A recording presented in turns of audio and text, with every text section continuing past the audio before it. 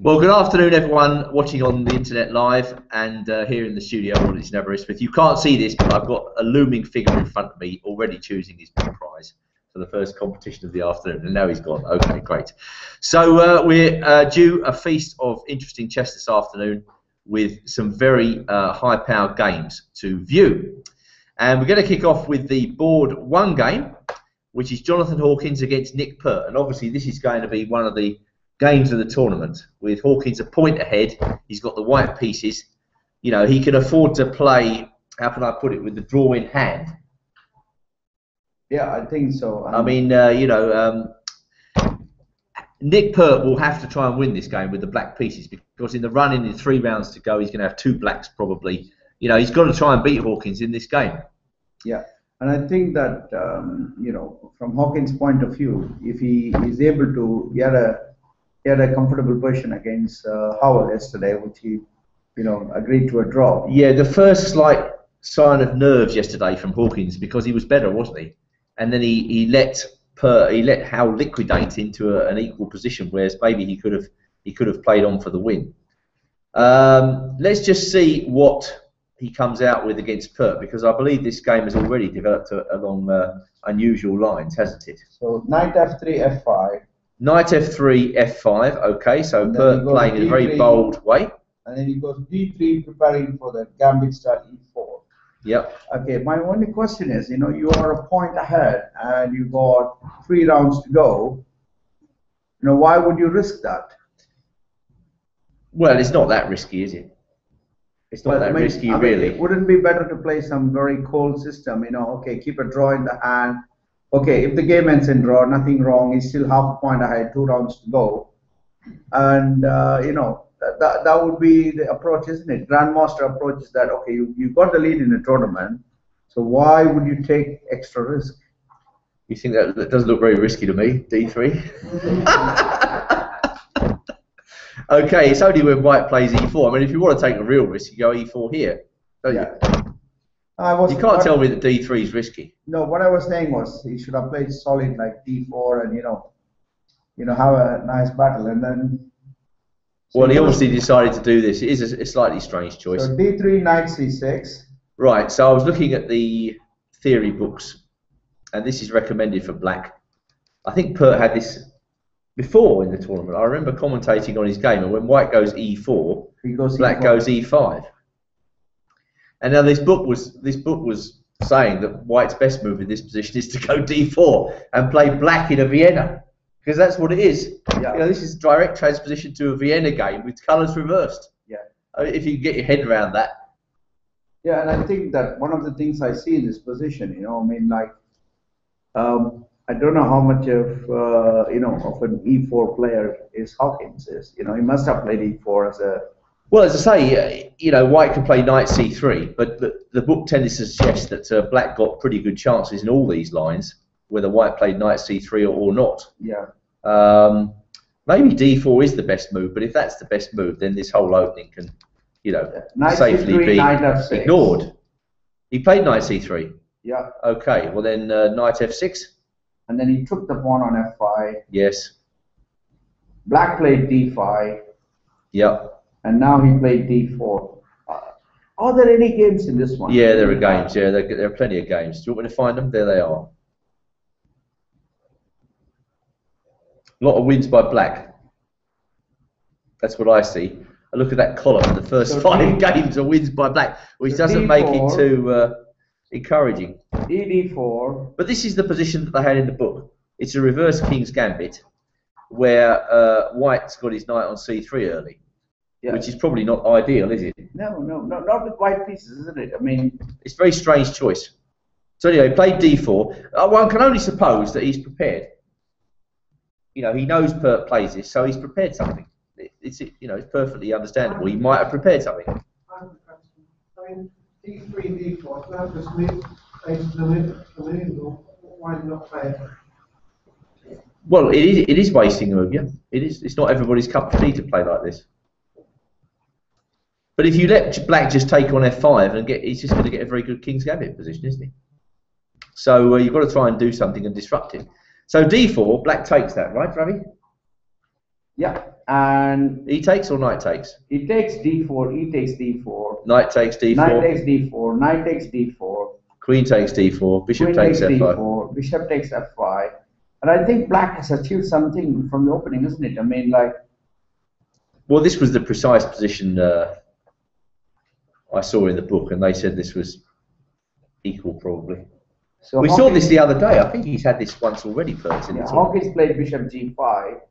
Didn't some against Mr. Peter Batchelor, wasn't it? He played. Do you remember he played bishop b5 check? Do you remember that game? Yeah. And that was a mistake. It turned out to be a mistake. And I was suggesting bishop d3, bishop g5. Yeah. So that is the move I think that was recommended in the book. Just take a look at the theory here. So the stats are coming back in White's favour. So I think we can safely assume that Hawkins has prepared this at home. So we'll wait to see what he's prepared. Of course, that does allow Black the chance to take on c2. Yeah. So bold players should certainly consider whipping off this pawn. Do you see anything wrong with that? I suppose White goes rook c1, and when the bishop moves, you can always get your pawn back by taking off the knight and taking on d5. So you take on f6. Do they take with the gf6, and then is it just? Are you playing bishop takes c2 first? Yeah, bishop to c2 played in the game. He played it. Yeah. Well, I mean, the other move, of course, which I think was recommended in the book, was c6. Yeah, but well, I mean, after bishop takes c2, and I think rook c1. Rook c1, yes. Can Black play more like bishop e4, trying to hold on to that pawn? No. Bishop e4. That was f3 and. No, but then I can win the pawn back, can't I? So rook c1, bishop g6, I presume. I don't know. You're telling me. You've got the I'm game. saying, I mean, ideally, I would like to go back to g6. That's the best bet. Well, let's just quick. Okay, only 3 games now. One from 2014, and in all those games, Black played bishop g6.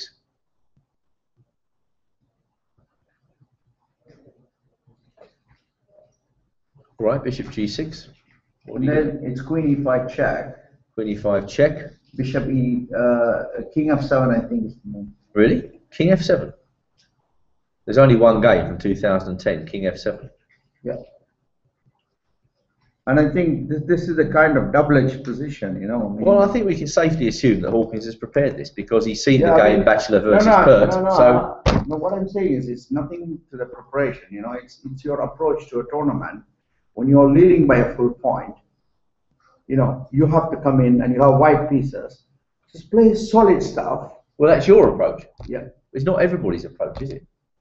But who's to say he hasn't? We're still in his preparation.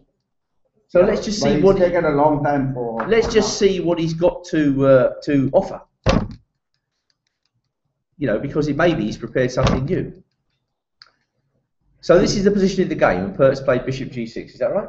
Yeah. Or we're waiting for him to move the bishop. Yeah. For the first time in the tournament, can I say that Hawkins has 1 hour and 14 minutes on his clock, and Nick Pert has just used about 5 minutes. So Nick Pert seems to, you know this, and he must have seen that game.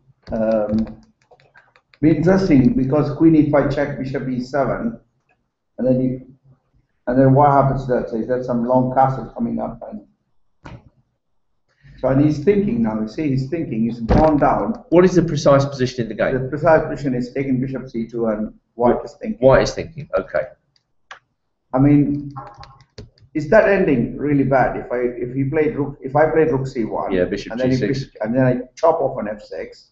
You take on f6 straight away. Yeah. Well, hang on a second. And then if let me think about that. Hang on queen d5. Let me think about it. Isn't that like a slight edge for Black with the 2 bishops? I've got to take it back with a queen, right? Yeah. Is that right? I think so. If I take back with a pawn. And then knight d5 comes, isn't it? And then knight takes d5 is a fork. So I take back with a queen.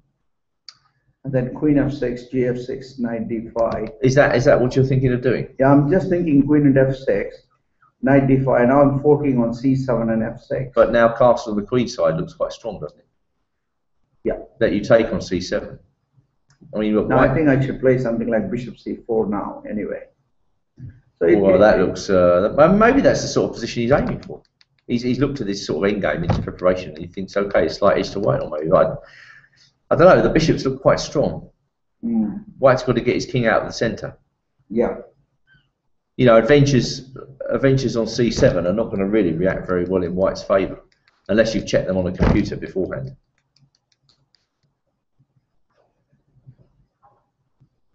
So that's the position Hawkins is thinking, right? Yeah. Right. Okay. Well, my best guess, he's had this position on the board before the game, and but he's just checking his analysis. Yeah. In the first 7 games of this championship, we have always seen him like getting a big time advantage because he's been playing consistently. You know, bang, bang, bang theory. It's only, and this is the first time I see him thinking ahead. And the other thing is that, you know, I mean, if you see the top 3 board, I mean, if you look at the people at the top now, Hawkins has played with Howell, he's played with Sam Williams, and he's played with he hasn't played. He's played with Yang Fanzu, who's now dropped out because of the win yesterday.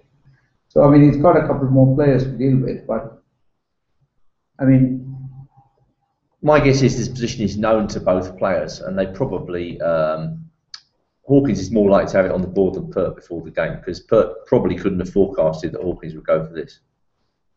okay, that's the point. So I don't know. I mean, White can always get his pawn back, it seems to me. So I don't think this is too risky. Isn't there a DVD by Nick Pert on that? Williams did. Sam Williams. Yeah, I believe so. Yeah. All right. So that one's interesting. We expect Rook C1. That's the move that's been played mainly. Queen D2 was played in one game. White can always get his pawn back.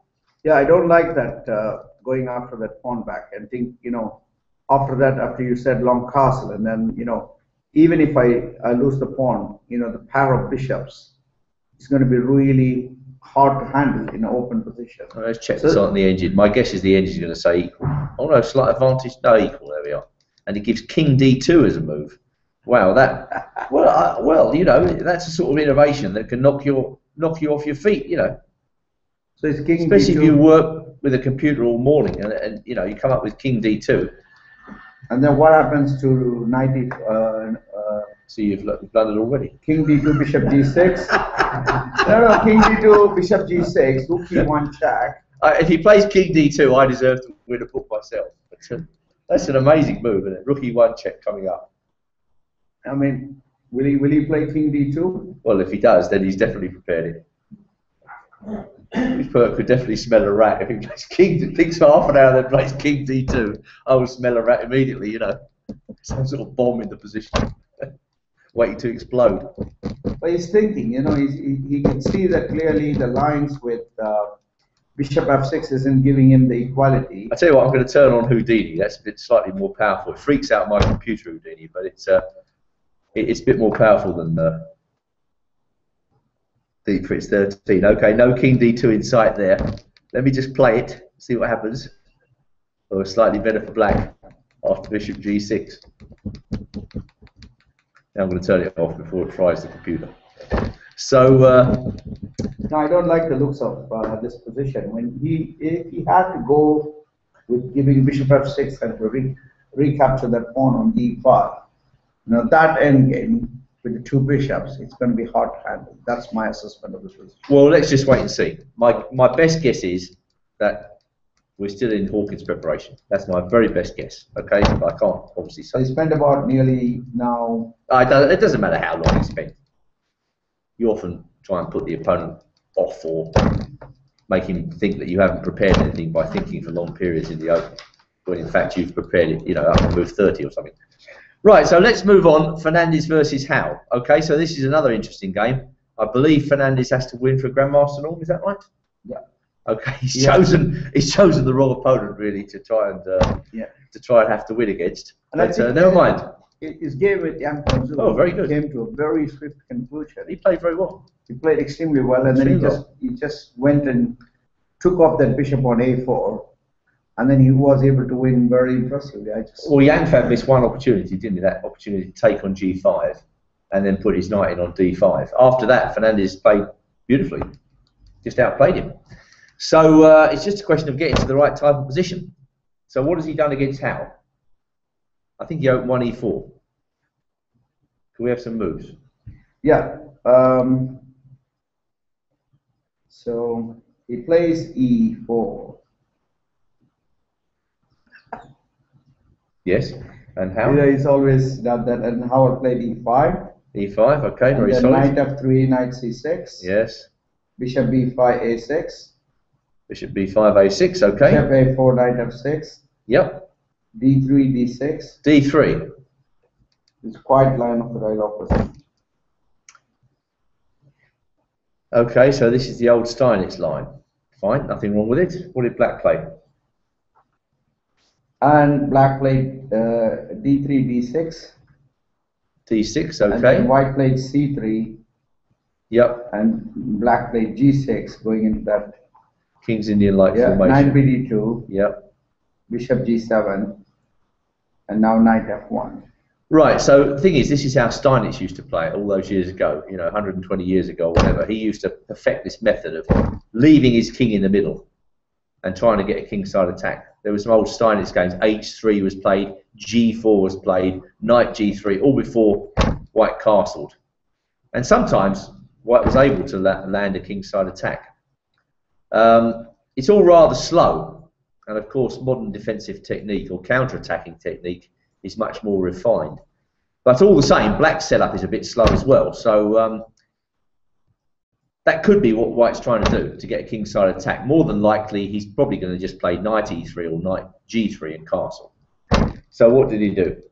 So he plays for knight F1, there's no other move, he's thinking. That's it. Yeah. Why does Howell turn up late to every game? It's mystifying, you know. He was 6 minutes late to this game. Every single game it seems to be habitual, you know. And he always gets into time trouble. It's mysterious. I don't understand it. Is there a reason?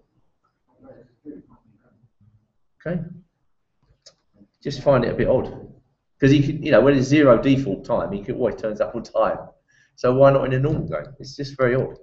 You know what's the interesting part is that, you know, when he goes to Tromsø for the Olympiad, if he's a minute late, there's no game there. Well, if he's 2 seconds late, isn't it? Yeah, even if you're 2 seconds late, there is no game there. So, you know, that's going to be interesting, that whether he's going to appear on time. Well, he will appear on time, won't he? Yeah, I mean, I think probably whoever is the... So really, you have to say he's doing it deliberately. So he must be doing it deliberately for a reason. Yeah. Help yourself to the chair, please do, you know.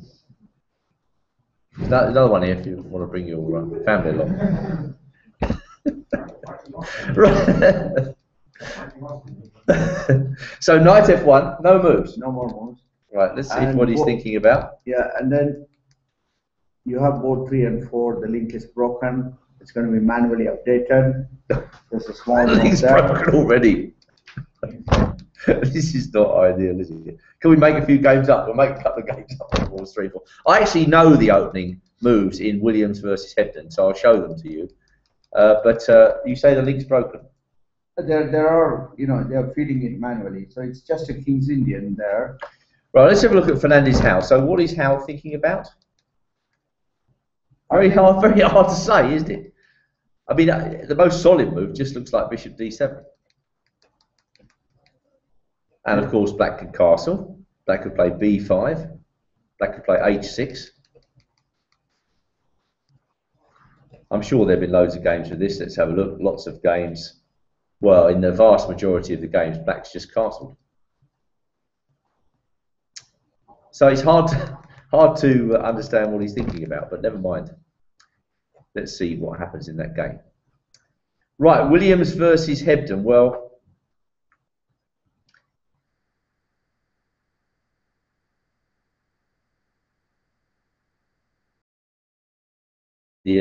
or 1E5 against E4. Yeah. But on the other hand, Mark knows his systems back to front. You know, he knows them It's a King's Indian direct to extraordinary depth. So D4 and F6. So D4 knight F6. C4 G6. C4 G6. NC3 BD7. Yep. E4 D6. Yep. Knight F3 castle. Right. So this is showing great respect for Mark Hebden playing a main line. Yeah. Bishop E2. E2. E5. E5. And now you go to Bishop E3. Bishop E3. Knight G4. This all played in one of the games earlier, isn't it? No. I think in that game, Hawkins castled first. Yeah. This is the Gurich system proper. So bishop e2, e5. Well, hang on. Yeah, bishop e3, and now knight g4 is the most common move. Bishop g5, f6. Okay, hang on. Knight g4, bishop g5, f6. F6. Right, now wait. So, White's got a big choice to make here.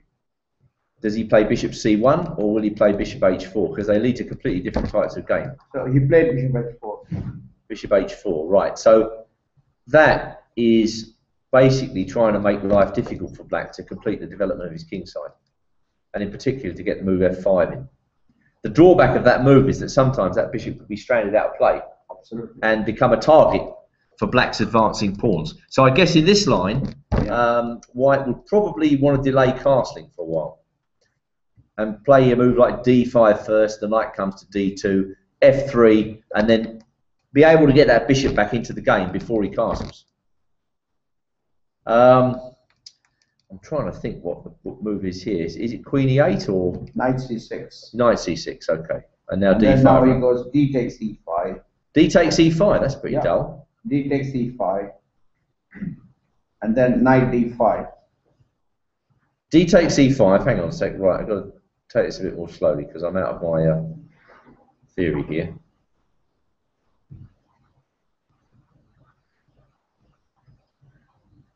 I don't know, to me that doesn't look like much. Is that really the main line? Find out with the click of a mouse. Do you know anything about this one, Ravi? I have, but I haven't entered the things in there, but I can now in a minute. Well, funnily enough, D takes e5 doesn't score as well as d5, and it's a very poor relation in terms of both games played and the statistical wins. So that is an interesting, intriguing choice when d5 is kind of like the obvious move, isn't it? D takes e5. You don't feel, if I turn the ball around, I don't feel especially threatened as Black when the guy does that, you know. So what did Black do? Take back with the d pawn? Knight d5, knight f6. Hang on, what did Black do now? Played d in d5. D takes e5, okay. And then knight d5. Knight d5, again, I don't feel That's theory. I have a book here. You know, it looks logical, isn't it? I mean, if you have to play d5, you got to occupy the d5 square. Yeah, but isn't that knight just going to get booted away? Yeah, but you know, you have to then play knight e7, and you know. What if I do play knight? I'm going to play knight e7. What's wrong with that?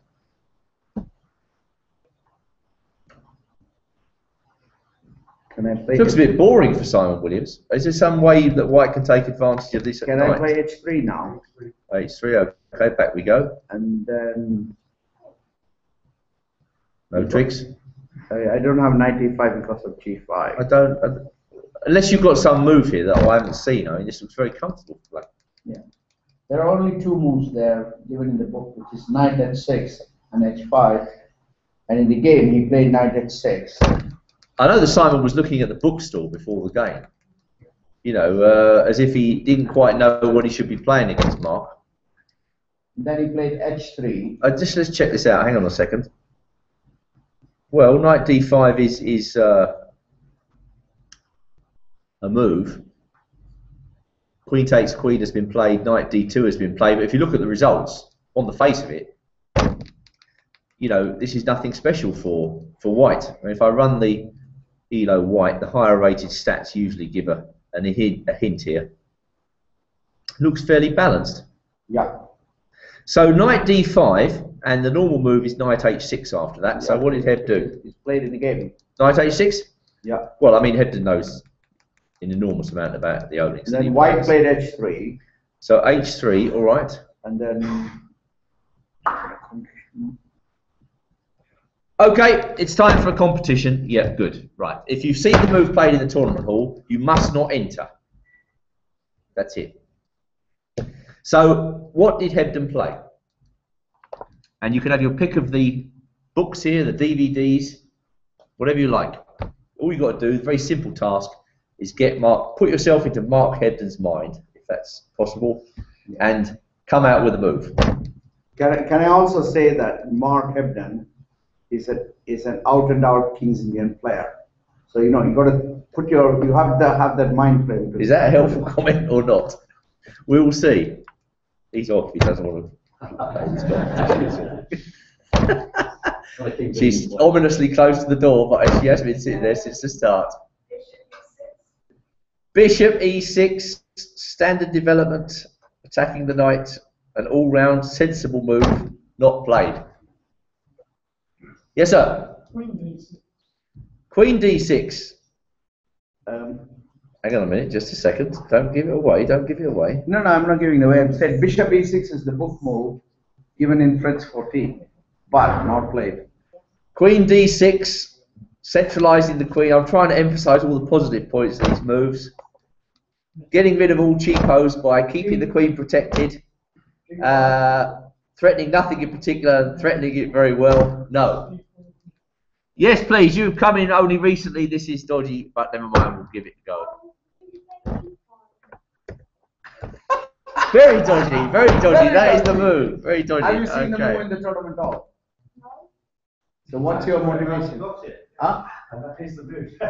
That is the move. Yeah, that is the move. All right. Yeah, that's the move. Okay, now the bad news for you is you've got to explain it. Is it because? No, it is. It is because. That's your answer. Night before? Oh, you want to play night before? Yeah. Okay. Any other reason? You're not thinking about sticking that pawn right down to A3? Give him a taste of cold steel.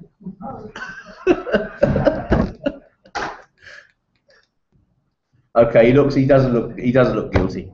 Well done. Give him a round of applause. Very good. Come and get your prize. You can have anything here, any book or any DVD you like. Congratulations. That's the heaviest one. And that's with the most pages. Okay. Right, A5. Okay, do you understand that move, Ravi? Yeah, I think A5 just saying generally I want some space.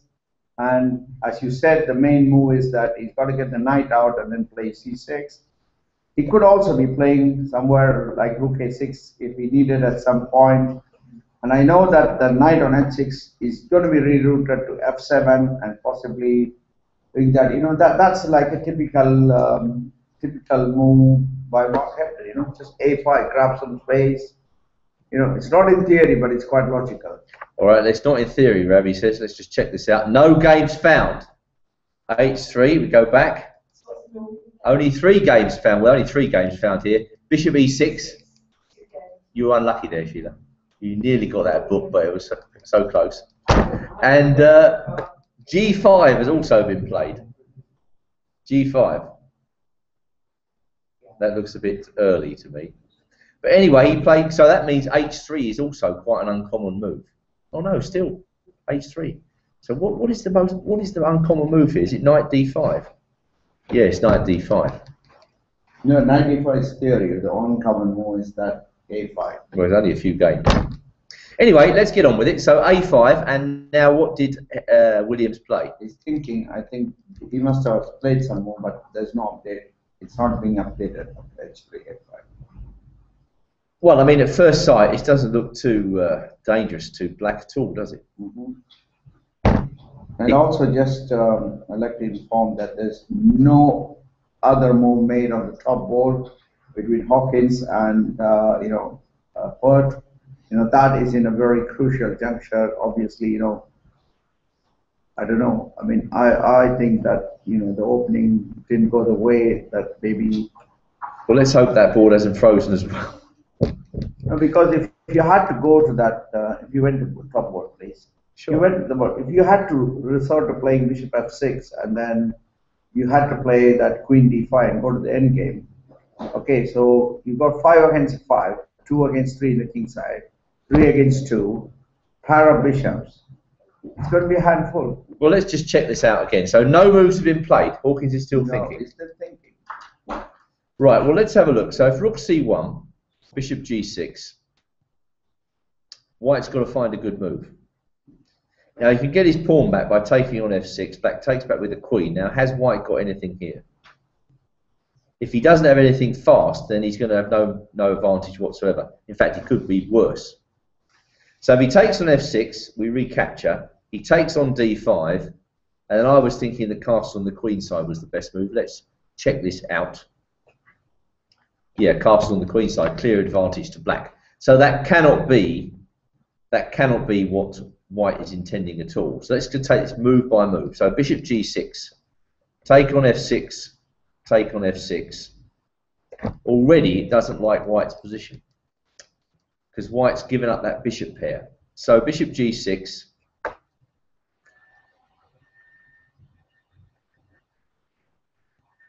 It's hard to see what white can do here. It's very hard to see.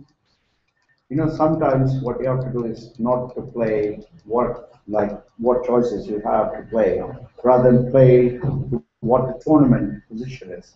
If it was like an equal point and you have to try to win with white pieces, then fine. But I think that, you know, looks like when you have a point advantage, you know, in the British. Well, maybe it's not rook c1. I mean, no, there are games with king d2 there, but he could easily have forecasted that this would happen because Pert played this earlier in the tournament, right? So, is it pre-preparation? And if so, what is it? Rook c1 doesn't seem as though it gives anything. no, rook c1, bishop g6. Yeah, well, that seems fine for black. Now the problem is black has one more away from getting that c6, which is, you know, Well, that would be the end of white's structure, attack. and then you know, you remember the game he had where. All right. What about bishop d3? I'm going to try and turn it into some sort of bishop sacrifice. into d3. Yeah, queen takes. c6. c6, and then I'm going to have to castle. But then you just go bishop e7. Yeah, I'm a pawn up for nothing, am I? Well, not. I mean, it might not be nothing. I can take this off, right? I can force your king to f7. That's exactly what happened in Nick Pert's game. Yeah, I agree. This pawn structure is solid as a rock. Yeah. You can't get through. I mean, Well, okay. So what is it then? Does anybody see something we've missed? I mean, no, but if he hasn't got anything, you have to say that he hasn't prepared this, and therefore. no, I think something went wrong in the preparation because otherwise he's now down to 50 minutes. It's never happened in this tournament. Mm. The first 7 games he played, you know, he goes normal theory, and now with white pieces, you know. It's a very strange choice to make with white if you haven't prepared Yeah, something. I mean, why do you need to prepare this even? I mean, like your tournament position dictates how you play, isn't it? Okay, so let's have a look. Any other move? Okay, I don't know. Okay, this is a crucial move. Queen d2 has been played. Rook c1. Neither of them seem to lead to anything for white. I think he's thinking king d2. Any more moves in Williams Hebden? Williams have done, nothing has been updated after h3, a5. Right, and what about the Ward versus Pert? Ward versus Pert. Yeah, we haven't looked at this yet. Moves. 6 moves, okay, well let's see them. So d4, e6, d4, e6. c4, f5. So both Perts are playing the Dutch. Yeah. Wow, this is something else. g3, knight f6. g3, knight f6.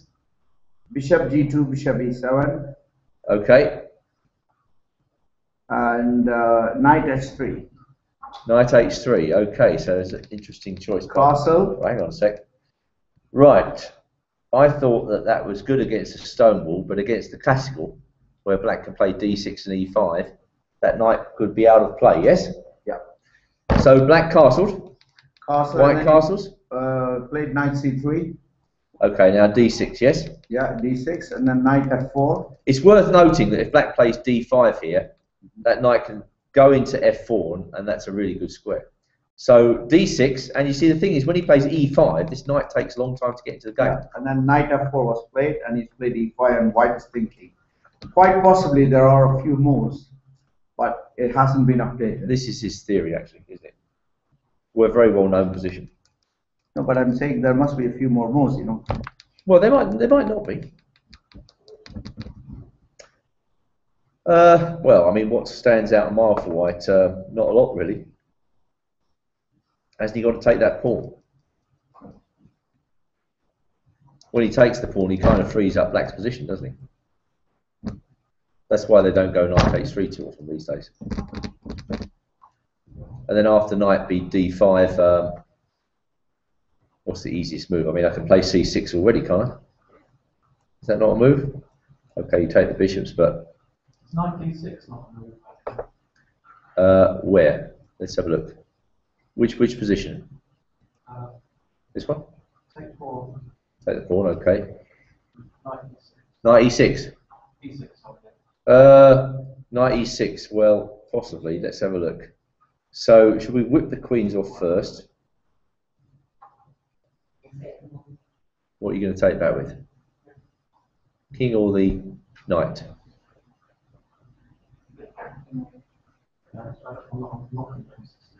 Well, let's just see, because it is very interesting. It's a good, very interesting point. So it comes down here and takes this. And now, what if I just give my rook? You could have it. I think black's fine, isn't he? Got 2 pieces for the rook. Shouldn't this be fine? In fact, I prefer black. Yeah. So it's a nice tactical idea, but I don't think that will happen. Yeah, this recipe with e5, just putting the question to the knight, is just pretty good for black. And note, I don't think black should allow white to play d5 here, because then that might be a way to get the advantage. So this is good timing. No more moves.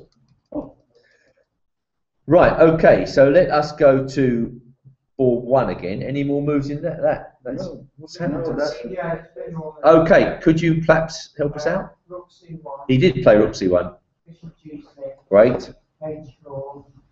h4. Okay, hang on a sec. So, I think I'm right in saying that's a new move. It is a new move. Okay, so let's try and figure out what that's all about. Black's played H6, and that's it. H6. Yeah. Right. So h4. The first thing I see is actually rook h3. I don't know whether that is any good. But that's the first thing I see that he can do. The second thing I see is h5. So let's say black plays c6, which is right the standard move, yes? Yeah. Okay, now is white just going to stick that pawn all the way to h6? That's probably the idea. So onward. Now what do you do? This is almost certainly his idea. Now where are we going to put that bishop? It tried to destabilise the black position. So after h6, as in the game. No, but let's not worry about the game. I just want to try and work out what his idea is. And let's just see what his idea is. Well, you've got to play bishop f7 and then That, h6. okay, so Yeah. is that dangerous pressure? Yeah. All right. So black plays h6. And if you play bishop f7 now, instead of cross. Sorry, that is white move. White's move.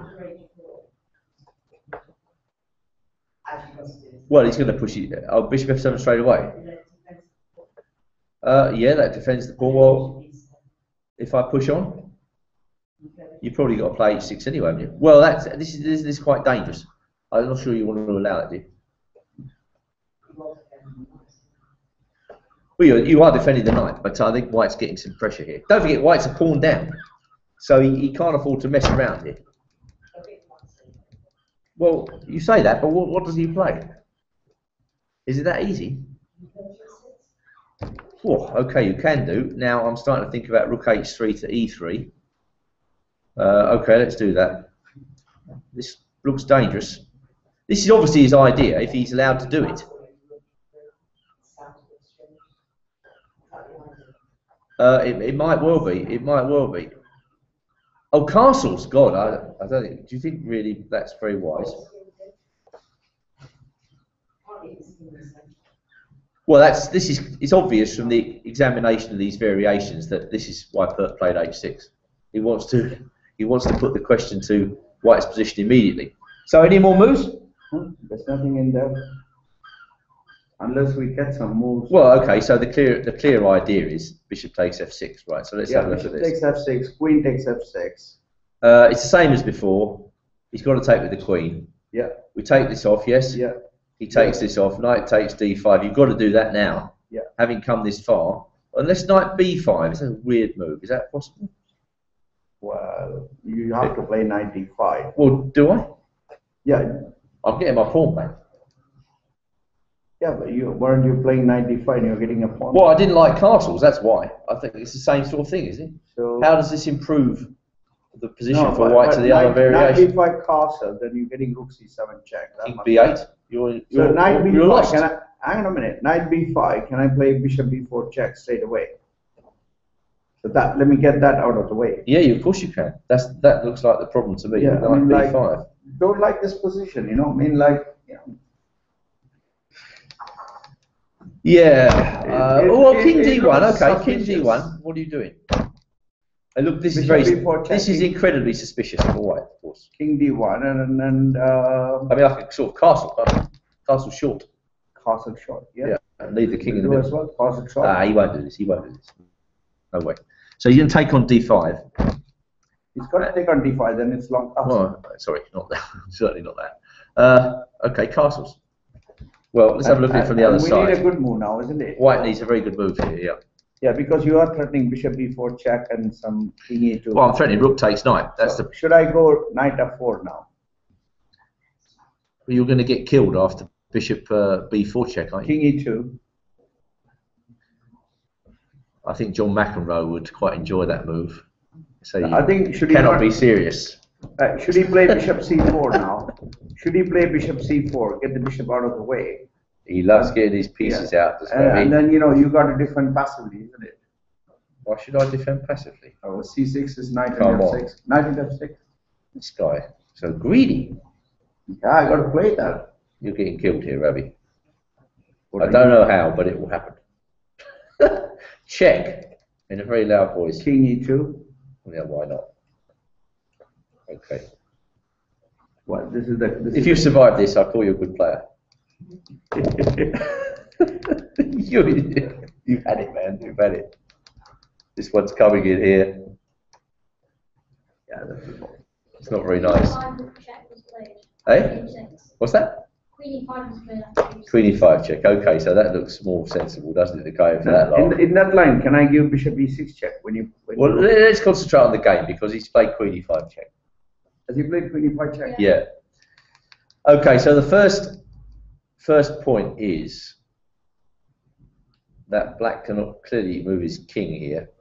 So king f7 was played earlier, wasn't it? Now king f7. I mean, whites could never forget this bishop is attacked. That is the issue, isn't it?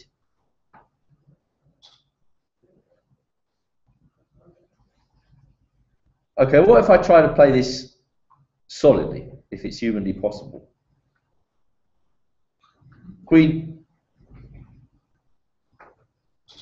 e7. Well, bishop into f6, Bishop f6, take it back. queen into e7 check. Take it back. Knight in, what do you take the bishop and then Yeah. knight d5. Okay, this looks more like it because now I can't castle. Right, so that's his idea. All right, so queen e5 check. Well, the next move to consider is definitely king f7. How bad is that? Is that terrible?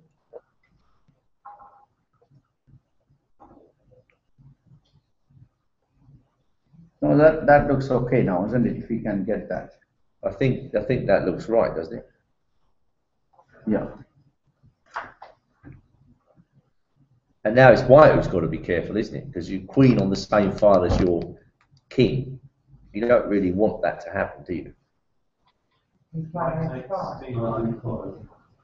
Yeah, h5 is interesting as well, isn't it? Because if he plays pawn takes bishop, white goes pawn takes bishop, check, and suddenly black And then is king losing. g8. Queen 6. Queen e6 is terminal, isn't it?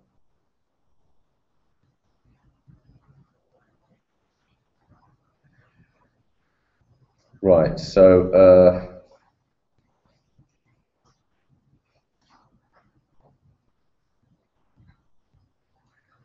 interesting move. Well, if I go back then, I'll just go there. Let's see what happens here. Are you doing anything to me here, really?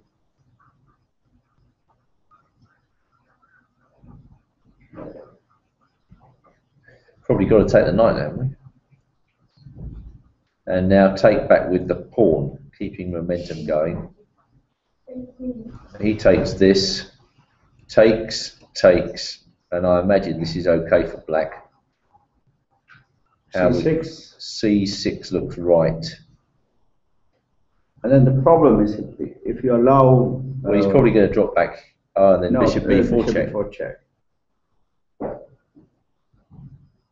Yeah, white. We've come to another situation where white needs a very good move. You know, he's only one move away from really having a good position, bishop c4, but he can't really get that move in. So what if I just retreat with knight c3? You just give that check. It's really annoying, isn't it? Yeah. That is incredibly annoying. King d2. Well, and yeah. And then you play bishop d6. It's all over. Bishop d6 it doesn't look very friendly. It's not all over, but it's not very nice for white. Right. So is there something better you can do? So queen e5, is it queen e7?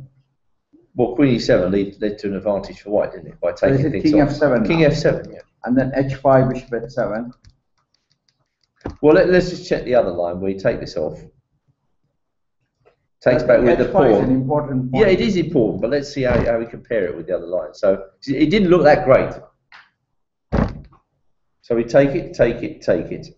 And again, I mean, I could play rook e8 check, can't I? Or c6, let's play this again. Yeah, you can do that. The problem is this move. And this is nasty. In fact, I think that just wins. Because you have to block your bishop in and you lose your knight, I think. So I think h5 has got to be played, hasn't it, in this position? Yeah, I think h5 is necessary. And then when you go bishop h7, can I play bishop h4? Oh, you were asking for it there. Yeah, but you don't. Surely you don't have time. No, I can't play bishop. What if I go bishop d6? Yeah. So I have to take on f6 and then take with the pawn. White's biggest problem is his king stuck in the middle. He only needs one move to get that king to safety, but the thing is, can he buy that move? Has he seen a way to manufacture that move that he needs? Yeah. Okay, we turn the engine on. Let's see what it says, because it's always going to be better than us in these positions. It says king f7 equal, h5, bishop h7. It always starts out as better for black, then it gradually comes back towards white. But yeah, here we are. Bishop takes f6. G takes f6, queen d5, takes, c6, knight e3, bishop b4 check, king e2.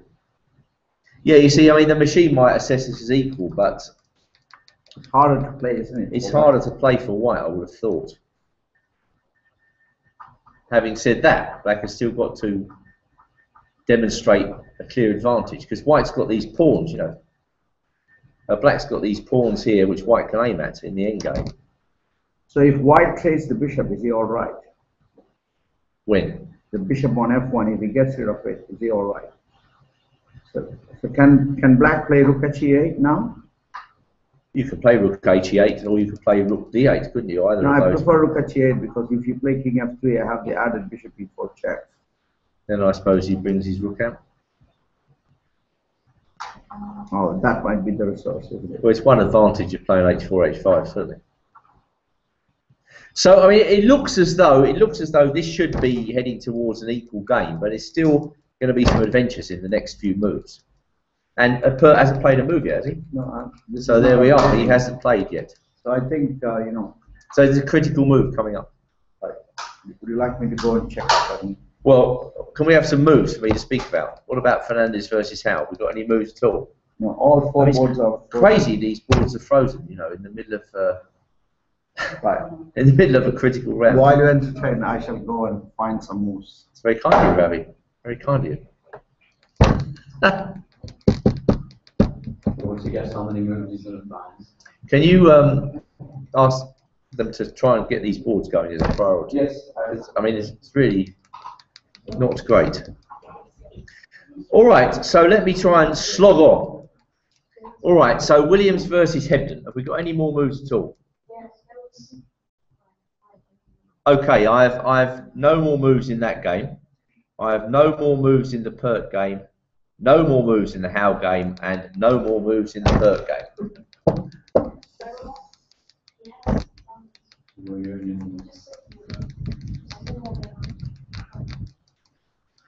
All right, let's get back to Williams versus Hebden then. I'll try and soldier on with without any moves.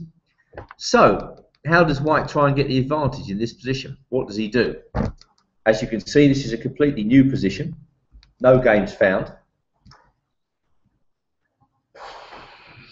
I suppose the idea that our friend came out with there, the idea of knight b4, could possibly be one of Black's plans. So how would it be if I played a3?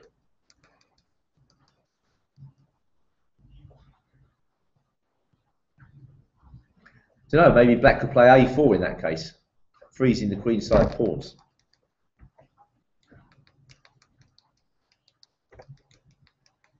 Anybody see anything else for White in this position? I think when you take on e5, you limit your options with White, don't you? You really do limit your options. I mean, another idea clearly is to get this bishop going. So to play c5 immediately, then bishop c4. This is another clear plan for White. That's often what they do. Perhaps, in fact, I'm coming towards that move.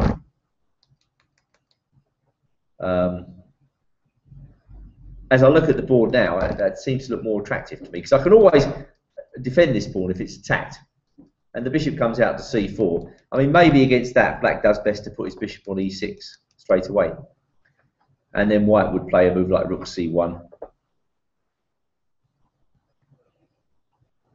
It doesn't look like a Simon Williams position to me somehow, because there's no clear attacking chances for White, is there? Simon favours more aggressive systems than this normally against the King's Indian. If I had to guess his move, I would say that c5 was the most likely move for White to play, because I don't really see what else he can do. I mean, clearly he can castle. And I wonder whether Black can get on with the plan as described earlier. Are you going to tell me something? Ravi's telling me that you're not getting any moves. Well, there's no games through on the iPad. All the live boards are frozen. So, you've got some moves, have you? Okay, then give me some moves, sir. So 12, h3. Yep. Black played a5. Yes. g4. Knight f6. Okay, hang on. So G4. Okay, so why aren't we getting things in Ravi's computer? For some reason, I think Ravi's computer has frozen, so I've just refreshed it. Even his iPad's frozen. His normal computer froze, and now his iPad froze. That's well, like a world record. Well, what's he doing to the iPad to make it freeze? It's put it in the fridge. The curse of Ravikumar. Okay. Well. Okay, so G4. Okay, I wouldn't have been able to guess that move, as you just seen. I just play normal positional moves, and then he suddenly goes G4.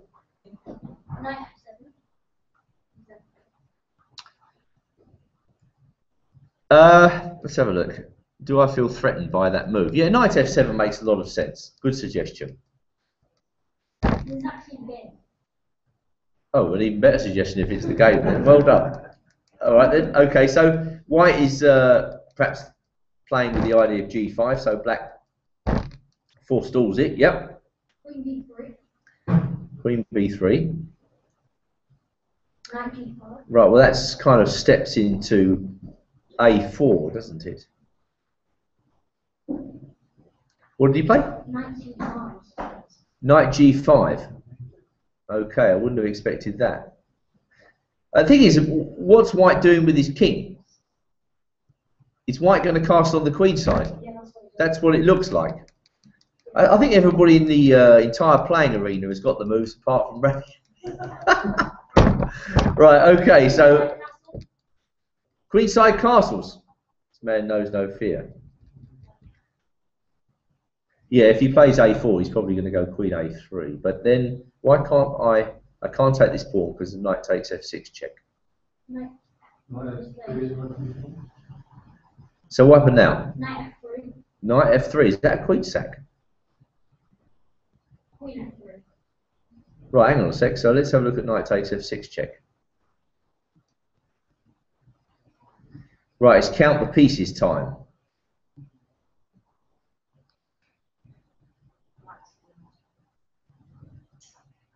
Who is emerging with more material here?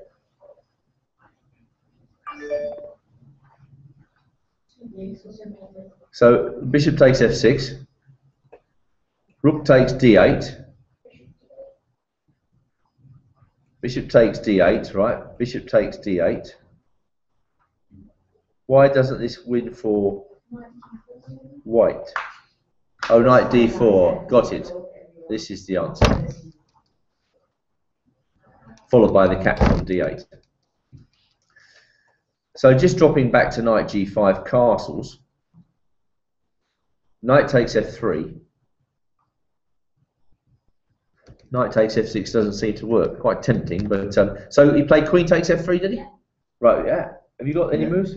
Yeah, I played knight takes F3, queen takes F3. Normal service has been and resumed. then there is a few more moves where white is an exchange down. White is the exchange down. Okay, well, we're going to have to try and get to these moves. So the first move that comes to my mind is obviously knight D4. I mean, that seems a standout move, doesn't it? Is that correct? Yeah. That's what he did? No, there's no more moves here. And we couldn't get, all I found out was a few moves in Fernandez game. Have you got any moves there after queen F3? No, just refresh the page. Right, okay, so knight D4, come on, what that looks like the right move. C6 next. Okay, knight D4. Yes. Rook into D4, I think, was played. He played rook D4? Yeah, rook into D4. Wow. E into D4. Okay, so does he need to do that first of all? Well, he doesn't like the knight on D4, does he? I suppose when he plays a queen move to protect his bishop, let's say queen, where are we going to even put it? The most problematic move is C6 is following. So there's C6, that's right. Yeah. So he played rook into D4. Wow, okay. And then E into D4, and then he went E5. Okay. G5. Yes. And that's the question I saw on the board. Wow. Both players trying to sock it to each other.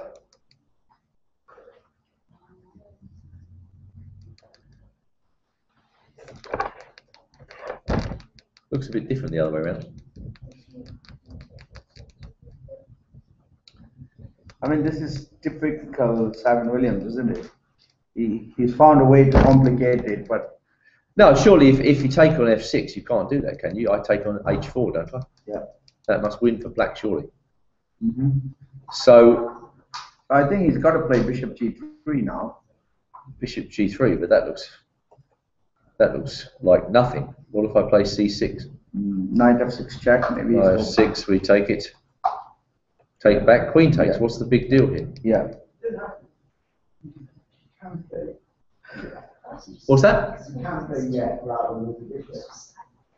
Which position?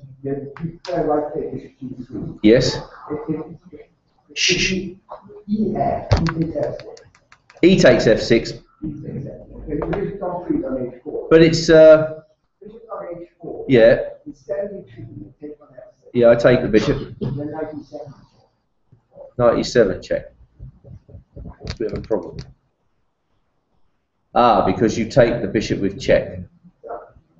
Nice, very nice.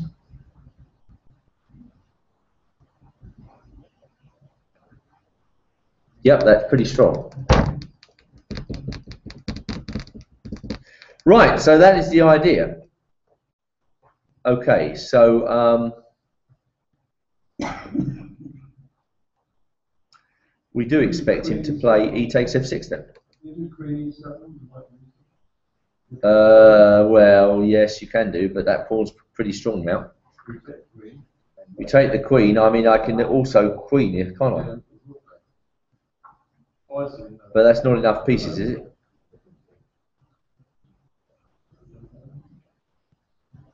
No, I think we just take the queen. So E takes f6 looks like the move, and probably after that, Black's got to play bishop takes f6 in that case. I mean, what is Black's problem there? I don't think he has a problem then, does he? Well, I mean, it could have been that White had problems after knight d4, and this was a forced exchange sacrifice. Yeah. And events have taken their course. We quickly turn on the engine, see what it says.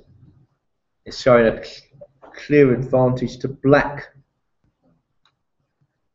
after E takes f6, and now bishop e6, which we didn't see.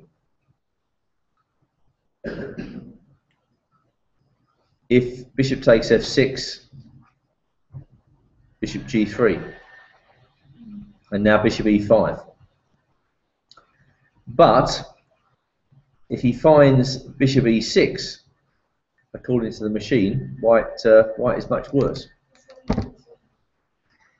And after knight e7, we can just take it. Pawn takes, rook takes f3, bishop takes f3, g takes h4, and Black's a piece up.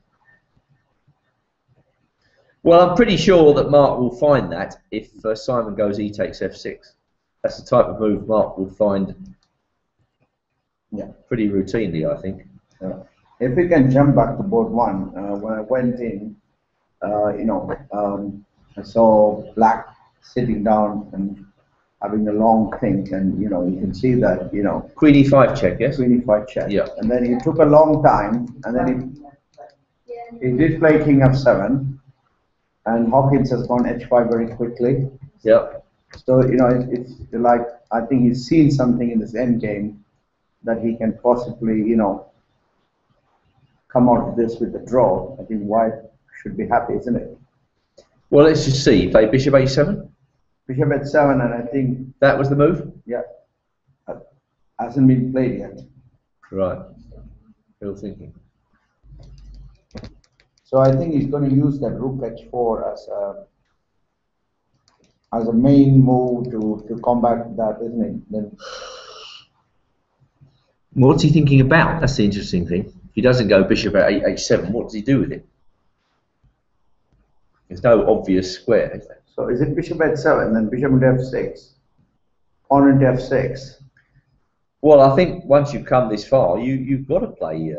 bishop f6, isn't it? Well, you couldn't go knight takes d5, could you? And what happens if I play hg5, is rook c7 check? H takes g5, rook comes in here.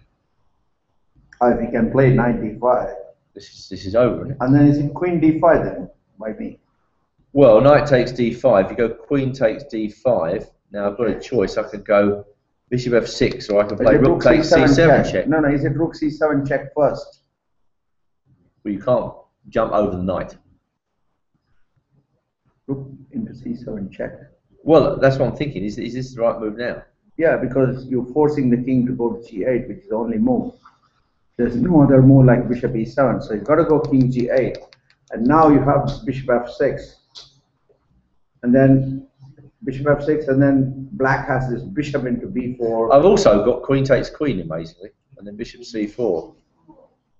Rook d8. Oh, you can't play rook d8. So this is what an edge e5 is. Oh, nicely turned around, isn't it? Well, is it? I'm not sure. Is it? I'm not sure. I can play bishop b4 check and bishop e4. Okay, bishop b4 check. I was thinking about this. No, I was thinking of bishop b4 check first, bishop d2, and then bishop times d2 is king times d2, and then you have rook d8, isn't it? So that's the main problem after that. So bishop b4 check. You can't get away with it. Well, this is obviously what he's thinking about. So bishop h7 and knight into d5. I just bishop d6 there. Now,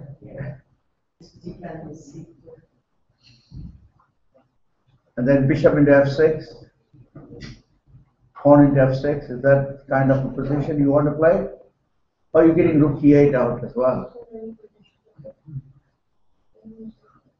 But can't White now play bishop into f6, pawn into f6, and queen d4? Play with the ace or something. Yeah, rook e8, bishop e2. There will be a lot of trouble then. Yeah, then there's bishop d3. So I mean, I don't think knight d5 is possible. You should go to that endgame with bishop f6. We'll soon find out. Okay. Bishop d6, you were quite right.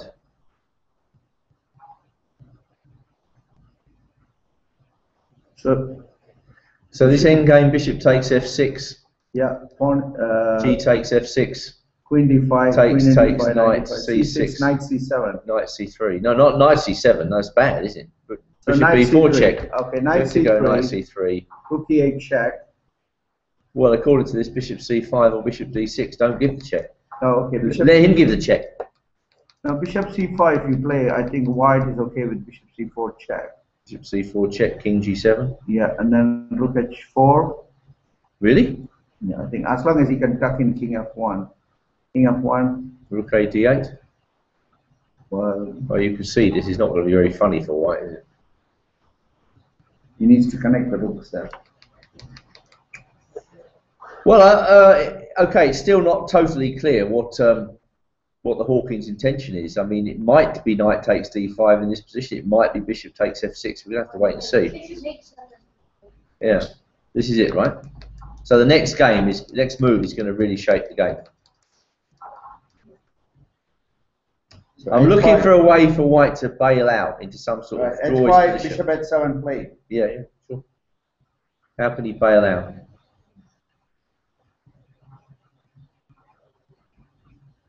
Well, maybe that's what he intended. So it's quite a confusing position because if black's got to play bishop d6, rejecting all of the piece captures, then it's you know not routine.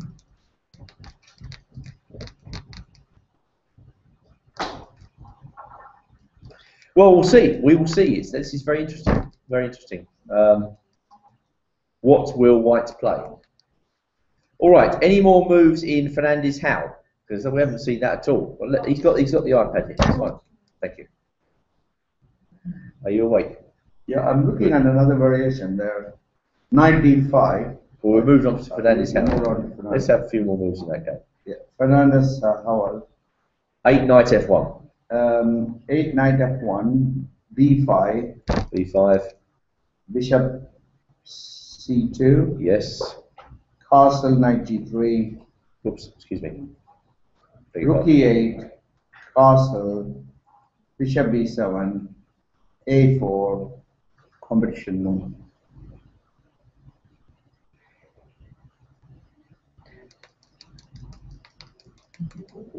He's got an iPad there, so he can't enter. Right? Yes. Fair enough. You can't- All right. Right. Be quiet now, please. Thank you. Okay. Chess highlights of the 20th century. We will offer if you can guess black's next move in this position. I'm not entering. I have to my game, so. You're welcome to enter the competition, but you have to explain the move and you must not see it. You've seen the move.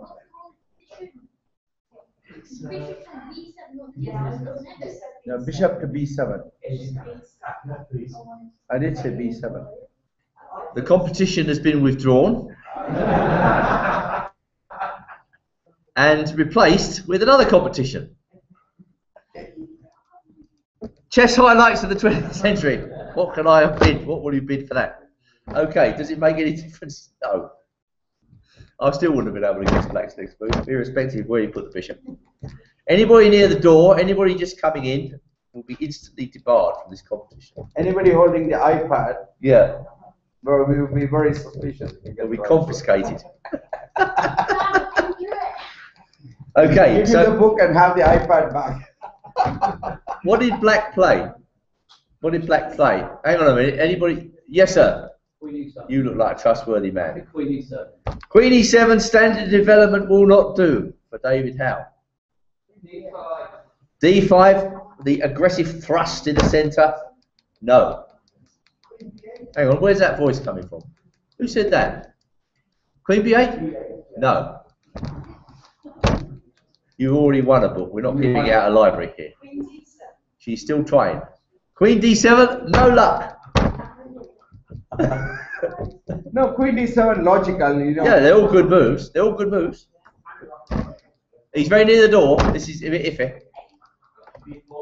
B4, okay, no. This is a very noteworthy entrance to the competition. Sorry, that is not correct. So all good suggestions. You have to stick your hand up. Otherwise, anarchy. Pawn takes pawn. No, very sorry. There you had to go, sir. Sorry, you can't have it. Yes, sir. Knight D7, no. Although it's quite a nice move, Knight D7. Yeah, very nice. All these moves are excellent suggestions. Knight H5. Can I? You owe me a book for playing a move like that. How to ruin Black's position at a stroke. Why can't that be taken? What about your king position? What about your pawns? No. See, it's such a bad move. His mother's arrived to take him away. How dare you play a move like that? Right. As he said in Fisher's game recently, like. It's not. This is not Fisher Spassky. Any more moves before I close this competition? Right, you were next. No. No. She didn't have another go. H5. No. Right, the competition's closed. The move was. It wasn't King H8 either. The move played was Knight to B8.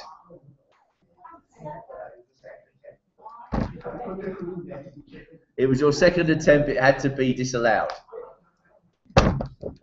Right, seeing as you played it, can you explain it? Unless my explanation, he thinks it's the Breyer variation.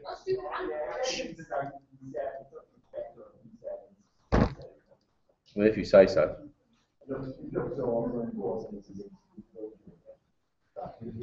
Okay, there's a line called the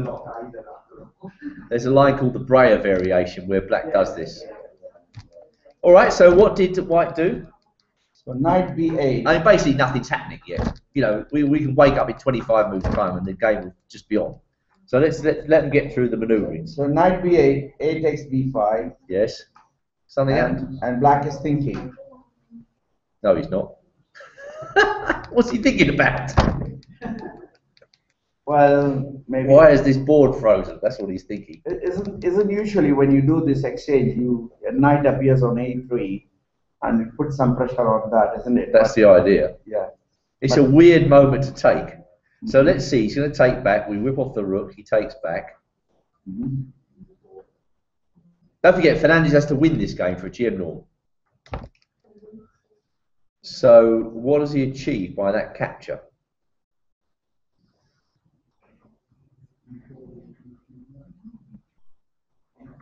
Well, there's not a lot going on in this position, to be absolutely honest.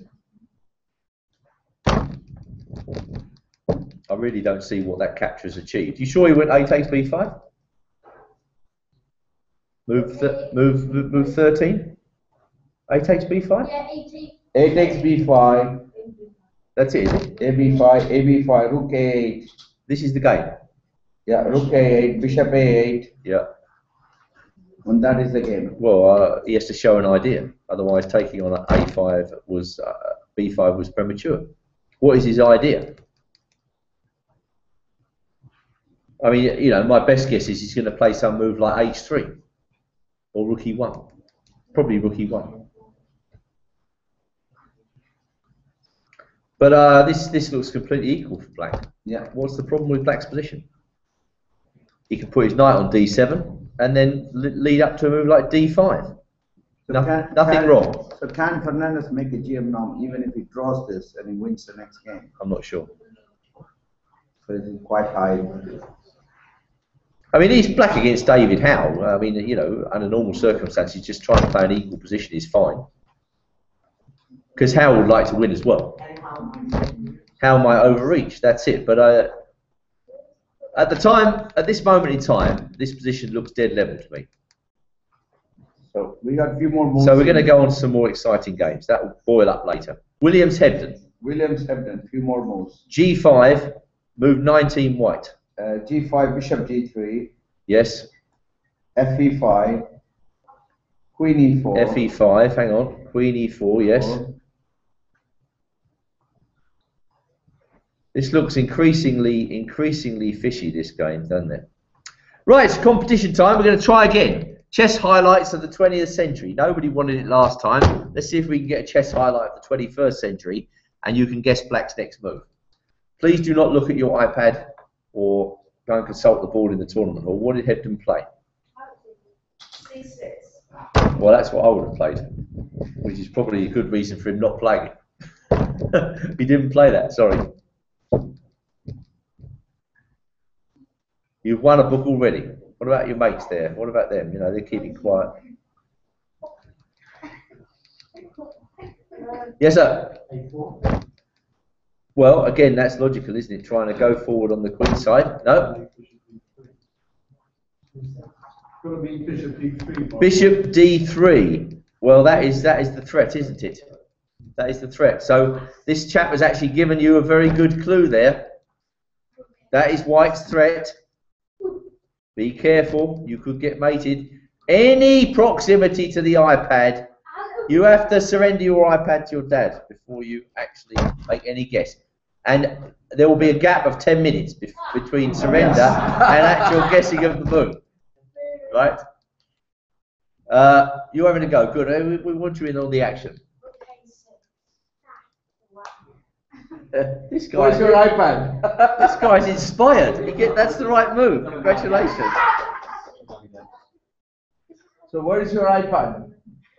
I don't have an iPad. Right, can you explain it, please? Okay, that's completely right. Well done. Come and get your book. Round of applause. Very good.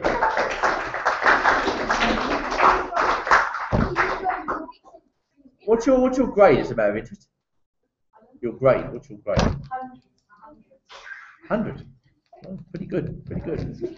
So rook A6, bishop D3, angling on H7. Rook H6, yes? Rook H6, bishop D3, Bishop angling on the weak pawn on H7. You need to be now quiet. rook H6. Bishop D3, Rook H6. Yeah, and I think that you know the next move is possibly C6, and if White has nothing to show, and you know that is going to be quite you know go in favor of Black, isn't it? I mean, he stopped that threat on H7. He has the C6, which is a vital move, and that knight has nowhere to go after C6. So unless he has some complications, we can see Hebden is going to win this game. Yeah, White's running out of steam, isn't he? He's running right out of steam. I mean, we can just confirm that. And now it's looking very bad for Williams. As you quite rightly say, Ravi, Black's going to play C6, eject the knight, and that's it. So bishop takes E5, C6, bishop takes G7. Can you not talk in the front row? The acoustics are bad in this room. Sorry. King takes G7. Queen E5 check. All the same, you'd think that if I was White, I think I might have something here. But he just calmly plays King F7. And C6 is a very annoying move, Ravi, isn't it? Yeah. I think Black's going to win this game. It's pretty tame stuff from some Simon Williams, really. If that is the case. So a very nice rook manoeuvre by Hebden. Rook A6 and then rook H6. Very nice, just defending as a prelude to playing C6. So any more moves? No. I don't think Williams is going to get out of this one. He often bamboozles his opponent with tactics. He flusters you, you know, by aggressive attacks. But I don't think this one is going to land. The timing left on the clock is quite interesting. Hebden 1 hour 24 minutes left. Simon Williams 16 minutes left. Well, he's looking around for some attacking chances, but I don't think that C6 is so strong that it's going to just take away all of White's attack. You know, you have such an experienced player like Hebden, so why doesn't he get be part of an England team? You know, he's such a solid guy. to go to Olympiad or things like that. Well, I mean, who's on the bottom board in the Olympiad? I mean, you've got somebody, David Howell, isn't it? Gawain Jones, Luke McShane, Nigel and Mickey. How can you get into that team? Just can't. We've got an underperforming Olympiad team, really. You look at our team, this is an amazing team. But a lot of strong teams out there. Well. We got Yeah, I Nigel. think so. Is Nigel Shaw playing? Yes. Oh, Luke isn't playing. Who's playing? Matthew Sadler. Well, there you see. You just, we've got an incredibly strong team on paper, but they never seem to win anything. Probably because they're getting old and a lot of the other teams are younger. That makes all the difference. We're not coming through with any young players. When was the last time we had a grandmaster? That's a sad fact in chess life in this country. Yeah, it's pretty embarrassing thing to say, but that's a fact, you know. Our players just getting older. Where's the last one seen? Yeah, I think so. Or Simon Williams, I don't know when. Long time ago. And you think the Yang fans will get it before long, or Jonathan Hawkins? They're the next two obvious candidates. They're bound to be GMs within a short space of time. Been grandmasters for a long time. Oh yeah. And Yang fans are probably pretty close. You look beyond them, it's not easy to see. I mean, maybe even Akshaya, you never know. She's improving so quickly. But it's pretty bleak in this country, really. You can't make a living from chess. All right, well, let's move away from that because it's quite a depressing, tough subject.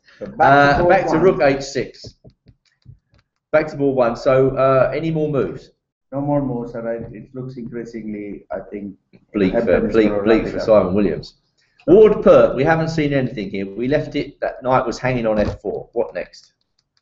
Okay, so you went to the other part. I've gone to the other Pert. Is that the better Pert or the lesser Pert? Or an equal Pert? Okay, so knight F4, Yes.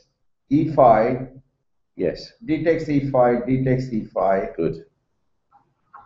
Um, We didn't mention knight D3. That must also be a move, I suppose. Queen into D8, bishop into D8, God. Okay. knight E6. He did play it. Yeah. Who's the guy who played that move? Someone in the audience. Somebody played that move. Mr. Batchelor, wasn't he? He disappeared, but not in this precise position. Yeah. So okay, now just the thing is not to panic, right? Because White's not actually threatening anything, is he? I mean, I don't have to take that knight. That's what I'm getting at. I could play C6. Okay, you get the bishop there. Oh, it takes the rook. Okay, I have to play rook E8. Sorry. So rook E8 played, then knight into D8, Yeah. rook into D8, bishop E3, Right. C6, Yeah, necessary. castle, bishop E6.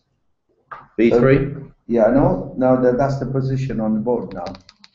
Okay, well now, it would just be very easy to look at this position and say White's got an edge. He's got two bishops.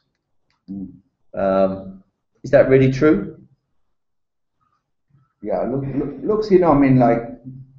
I mean, for instance, Black's got a nice plan of putting his knight on E5, hasn't Yeah, he? So you could play... White has the tools for the endgame, you know, I mean, if he makes this bishop work for him... Well, but, okay, let's do it move by move. What do you play, B3?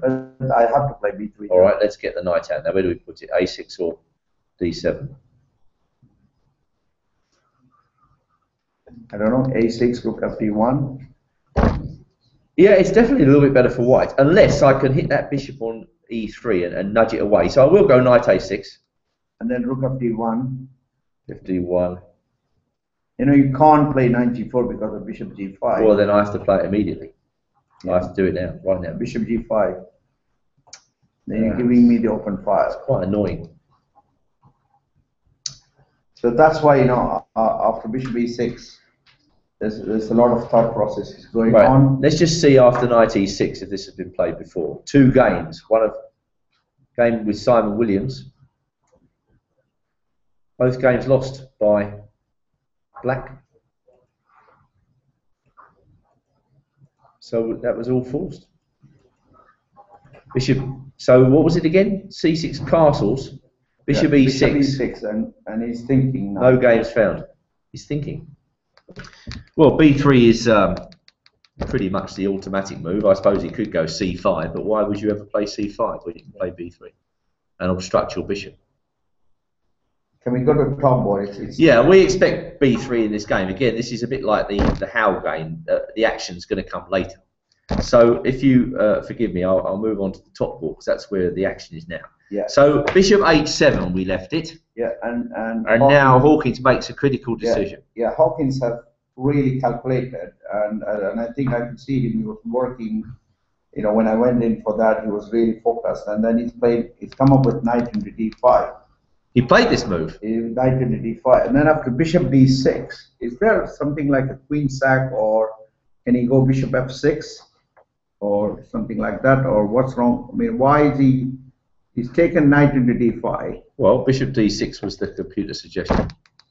So there is no bishop c4 here. Nothing. I don't think so. I don't think so. I was looking at that. And if you take this, I think my threat is knight f6 check.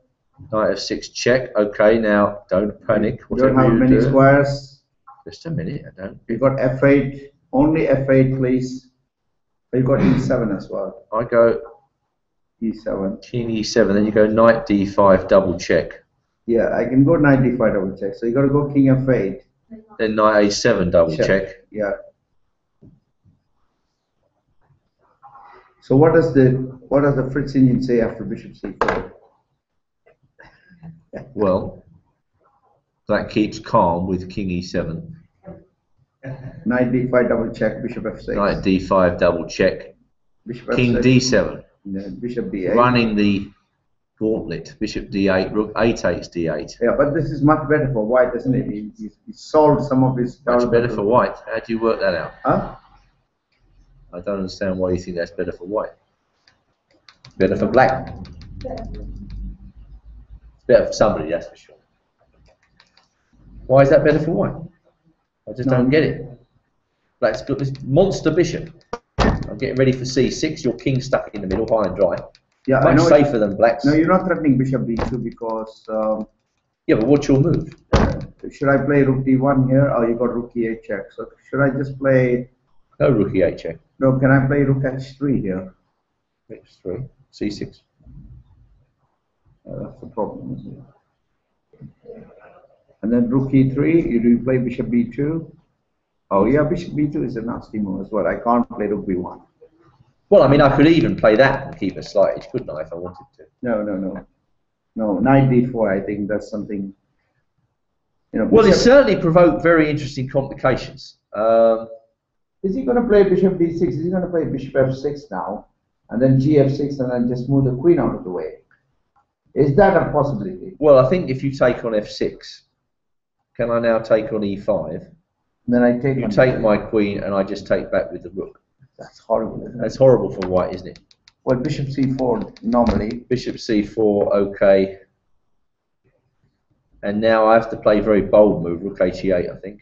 Oh no, knight says c7. Can you play bishop b2 now? Okay, I tell you, I think I went wrong. Bishop where? Bishop b2. So bishop d6. What's your idea? If I play king f8, you go in rook h3. Is that the idea? Yeah. Or. No, I mean, I'm just trying to bail out here. You know, I'm not trying to. Well, it's got to be something connected with bishop c4, isn't it? That must be his idea. It's got to be something connected with that move. Yeah. And I think the dynamics have changed. If white can get out of it, it's only equal points. I mean, the engine's showing advantage to black in all lines. So let's just check that line again. That was what? It was bishop d6, wasn't it? Bishop c4. And instead you're going bishop takes f6. And now according to this rook e8, take this, he takes this. Sorry, takes. Bishop c4. And now just the cold-blooded bishop takes b2. Yeah, that's what it looks on this. How low is Hawkins on time? Okay, Hawkins is, when he played the 14th move, he's got 45 minutes left. And Nick Pert has 47 minutes. So it was the opening that consumed most of the time. So that is the position in the game? Yeah. With Pert thinking? Yeah. Right. And I think quite exciting things are expected in that. Very exciting. It's worth pointing out that black cannot take the bishop. Rook takes c7 check winning straight away. Because he's got no move. If King G8, Queen E6, then that's checkmate. So he's got to do something else. What were we saying about Queen takes D5? How did this work out? It was Rook C7 now, wasn't it? Bishop C4. That's the idea, isn't it? But then we have to sacrifice our Queen. Bishop C4, Bishop here. And Bishop C4, what about Rook at G8? No, but this move first. Bishop before check. No, this doesn't look that great. King F1. All right, so we're waiting to see what Pert does. Fair enough. Fernandez, Howell. Any more action in there? We're going to coming up to the afternoon break, by the way. So Bishop E3 was played. Nothing has happened basically in this game yet. Bishop E3 was played. Yeah. C5. Yeah. And then he went mysteriously Bishop B1, trying to replace the Bishop on A2. Bishop B1. Yeah, and then. Well, actually, is he threatening to? Does he want to bring his queen out? Is that the idea? Does he want to bring his queen out to attack this pawn, perhaps? And then Black has played Knight BD7. Now that's the position we have. Well, I mean, both sides seem fine. Black is absolutely fine, I think. Nothing wrong with Black's position. No weaknesses, nothing. So, if Black gets D5 in at the right moment, I even start to prefer Black. Yeah. So we're looking for White really to break in the centre before Black. So can White go D4 in certain positions? No, I don't think so. I mean, Black's pieces are completely ideally placed to deal with that D4. In fact, he's going to, if he gets D5 at the right moment, then White is in trouble there. And the other point I like to make is that Howell has got 37 minutes against 55 minutes. So, it's not also like, yesterday it was like very short of time. So he's got the 37 minutes. He should be able to convert this in terms of, looks very, very nice and connected for White, for Black. All right, so a quick review of all the games and then we'll go to the afternoon break. So Hawkins Pert, very critical position. Yeah, no more moves played. No more moves. So this is a very big game in the context of the tournament. The computers show advantage to Black, but it's not easy. This is a position where White has got nothing. He might even be slightly worse. We just check it on the engine. We'll probably find it gives us equal. Yeah, equal. Flat equal. Almost flat equal. Moving to Williams Hebden. Unfortunately for Simon Williams, it looks as though he might be losing this position. Black's just played Rook A6, Rook H6, defending against the mate or a threat of mate on H7. So and now Black is going to play C6. Yeah. He's now played Bishop times E5. So now just C6. Yeah. C6 takes on G7, takes on G7, check, King F7, and White is in trouble. Yeah. So that is the position we're waiting for C6. And in Ward versus Pert, any more moves? He just played B3. B3. King F7. King F7. And then Rook AD1. Okay, D1. So the principal problem is, Black has to solve the problem of losing that open fight. And, White Knight, coming out like, on C5 squares. He's gonna.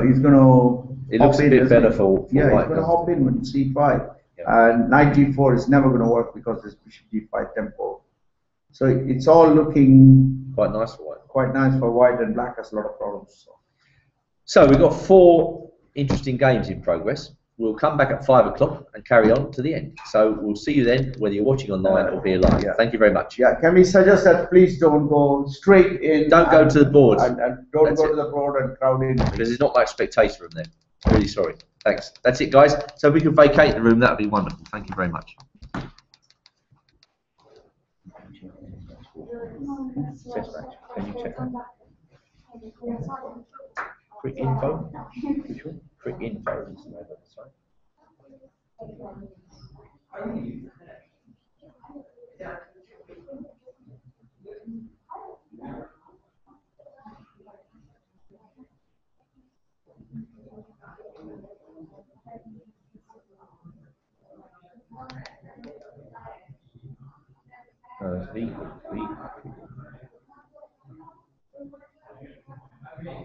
No, CRIC.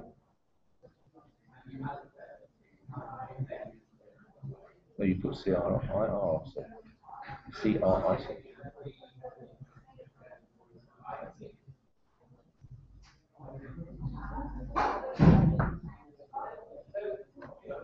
94 point.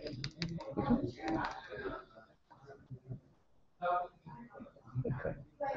Thanks.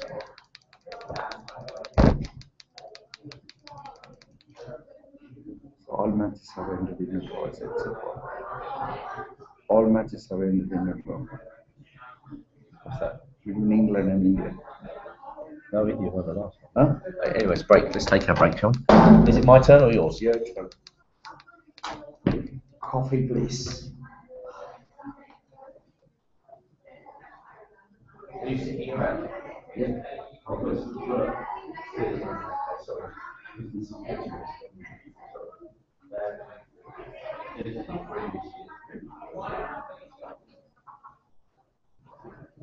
One round.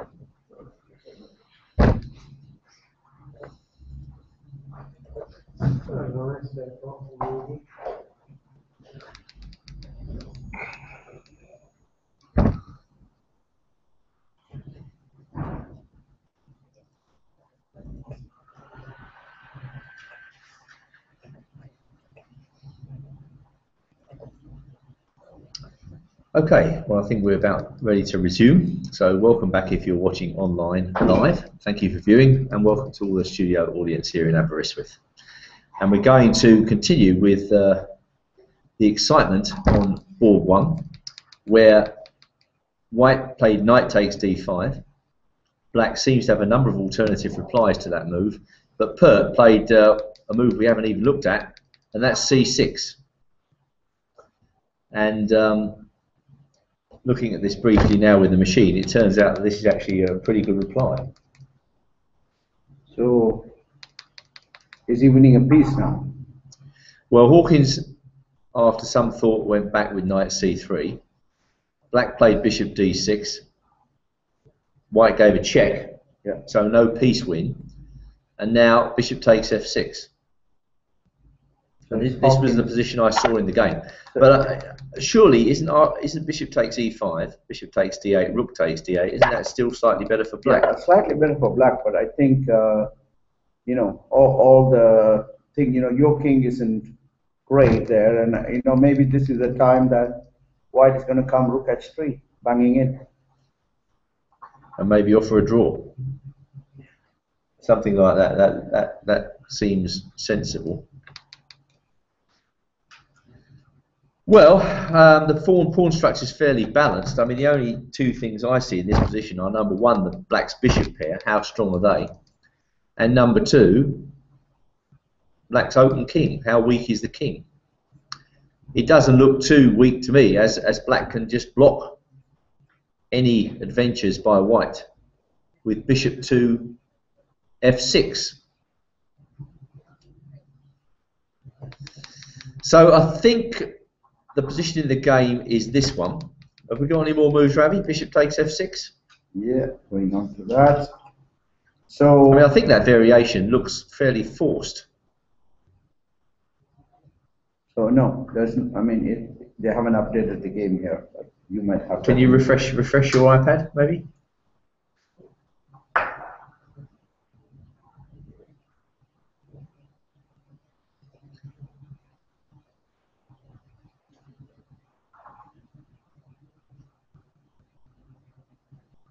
Try that. Yeah, there you go. So what's happened was 17 bishop takes f6. Bishop takes f6. Bishop takes e5. Yeah. Bishop takes d8. Rook takes d8. Castle. He actually castled. He did not play rook h3. All right. And then he played g5 now. And I think Okay. this is roughly level, isn't it? I mean, White has some. You know, I mean, White isn't in dire straits like we predicted, isn't it? So if you play h into g6, it's bishop into g6, and then you get one tempo by playing rook fe1, and bishop f6, and then rook ad1. You know, I mean, it's looking like it's going to be equal now. It's almost equal for White, but not quite, I don't think. Yeah. I think he probably has to take on g6. g5 actually happened. G5 actually happened. I think he's got and to take. I think you should take g6. Yeah. Bishop g6, and then get rook fe1. Yeah, I agree. And the point I'm making here is that if you played bishop f4. Well, no, I think I'm going to play bishop d4, keep it nice and central. Yeah. And try and get an attack against f2. Yeah, and then I think rook e4 now. Oh, no, sorry, No. not rook e4. Well, Black's plan is clear: king to g7, and then move the rook out. So either f8 or e8. Yeah. I mean, White needs to get that bishop out of the game, isn't it? White's definitely worse here, a little bit worse, isn't he? Yeah. So g5, is it only more? It's at g6, is it? I mean, what happens? Well, if you leave, you could leave it there, but there's a danger that pawn could be lost. H takes c6, bishop takes g6. Can't you play something like rook d1, rook b d1? Rook CD1. Rook CD1, okay. For instance, King G7. Yeah, that's what I'm saying. Is it's slightly minus for black, isn't it? I mean, Well, I think black is a fair bit better here because two bishops. He's got a queenside pawn majority, which could become very mobile. yeah. So you know, when you reach a situation like I was saying earlier in the tournament, where you've got some sort of advantage, you've got to try and, if you want to win the tournament, you know, realise the advantage. So you know, this won't be a quick handshake. If Pert gets this type of position, he's a point behind Hawkins. He's on a bound to keep going all night. Yeah. And with two bishops, the queenside pawn majority, why shouldn't he? So you are going to, okay, so. And let's run the computer. I'm pretty sure it'll show something like 0.6, 0.7. Let's see. No, equal. Okay, I'm amazed by that. What does he play? HG6, Bishop G6. I'm absolutely amazed by that because He plays Rook F1, is he? well, just then Bishop D4. I mean, it says Rook CD1 equal. I'm afraid I just don't believe that. No, I think, you know, the problem is you don't have King G7, like you said before. Well, okay, then I'll go Bishop F6 to give myself that possibility. Yeah, then you allow Rook E6, isn't it? Rook E6, sorry. King G7? Yeah, and then can I double the rooks on the E line? You got Rook D2. So Rook D2 any good? Well, I mean, anybody can see that White's a little bit worse here. So at G6 played, Bishop into G6 is going to be played. Yeah. Has been played, and now is the critical move. Is he going to play Rook F1 and then Bishop F6? Oh, right. I get the answer. Then Bishop F6. Can he play Knight E4? Then Bishop B2 is Rook B1, and then you move the Bishop. Then Rook B7. Yeah, but is that the answer? That I can preface Bishop B2 with something else. So you're going to play Rook FE1. No, he hasn't played, but looks logical, isn't it? Rook F1, hit that Bishop. Bishop F6. Bishop F6, Knight E4, go after the Bishop. Right, takes. Rook E1. Is, well, yeah. Well, you don't want to take that. It's looking very equal. I don't want to take it, no. Yeah, you've got to play Bishop B2 here. But then Rook B1. Rook B1. And then some.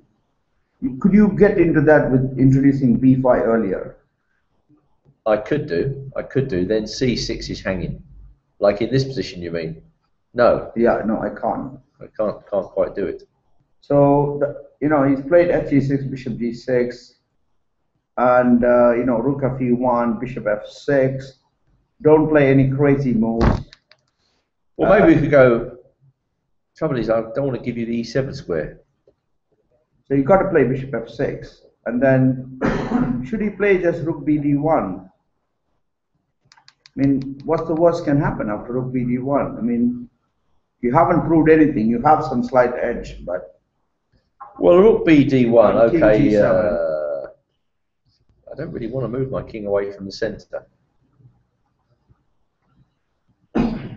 Yeah, it's not easy, is it? I mean, a black needs to consolidate somehow. So King G7, I've probably got to do that. And then what do we do? 94? No. No, I can't do 94. I think I need to do 94 before I put the Rook on D1.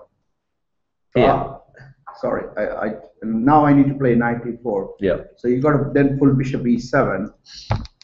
Then, you know, I'm kind of more solid structure with the knight on E4, isn't it? I can put pawn on F3. Well, and also black's king is a little bit weaker than it was before. Yeah. So I think it's going to be that knight E4 critical move. And well, then, White's got to play a move here.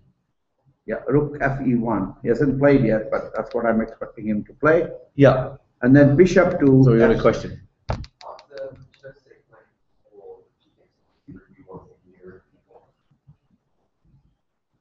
Sorry, Rook where? Yeah. Oh no, if Bishop takes B2 now, Rook B1, yeah. Yeah. Rook D4. Well.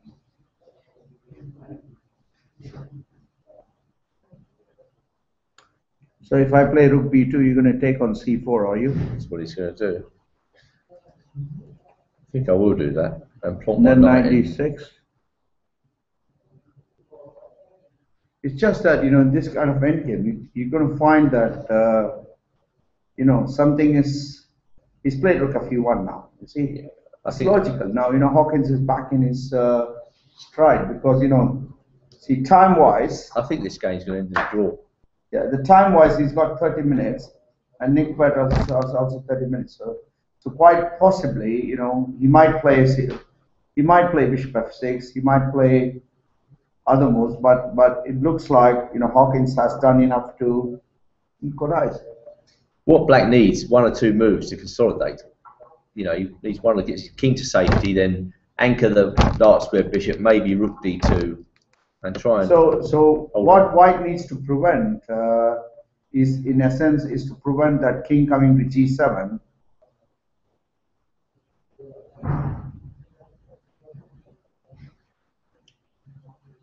I don't think you can prevent that, but you can challenge me on the open files, can't you? And the knight e4 move is annoying. Yeah. All right, so that looks drawish. Let's move on to Fernandez Howell. Not a lot's happened in this game yet. We both favoured Black slightly because it looks easier to get some active play going, So perhaps connected with d5. Knight bd7, White played queen b3. Yep. Queen b8 protecting that pawn. Yep. Knight g5. Yep. And now Black strikes with d5. Okay, well, this was always on the cards. E takes d5, knight takes d5. Knight takes. Yeah, bishop a2, h6. I just said not so fast. Obviously, bishop takes d5 is also a consideration. Yeah, bishop takes d5, I think possibly, I don't know, queen a3 or something like that. And then, so what Fernandez is looking for a nice outpost on e4, isn't it? So knight takes d5 was the game. Yeah, it hits the bishop on e3. Yeah, that's true. And then he played bishop a2, and Black has played h6. And now, knight g5 to e4, attacking that c5 pawn twice, and Black has played rook c8.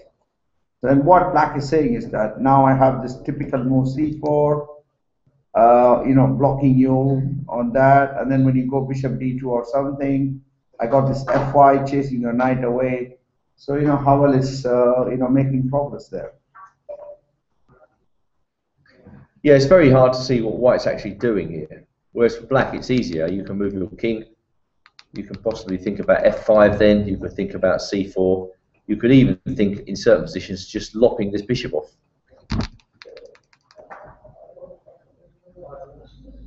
It definitely looks a bit better for Black, doesn't it? Yeah.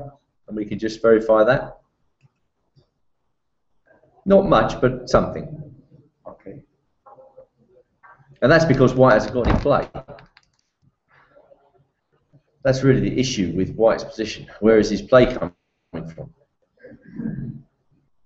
It's typical Fernandez, though, isn't it? He tends to go for these positions, and he tries to outplay his opponent from these worst positions. It's been the same the whole tournament, hasn't it? Yeah. He clearly said that don't follow the opening leads. Ward versus Pert.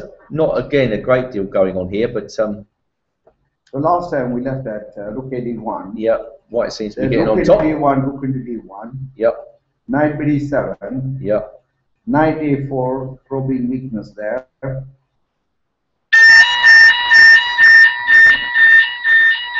Let's go, guys.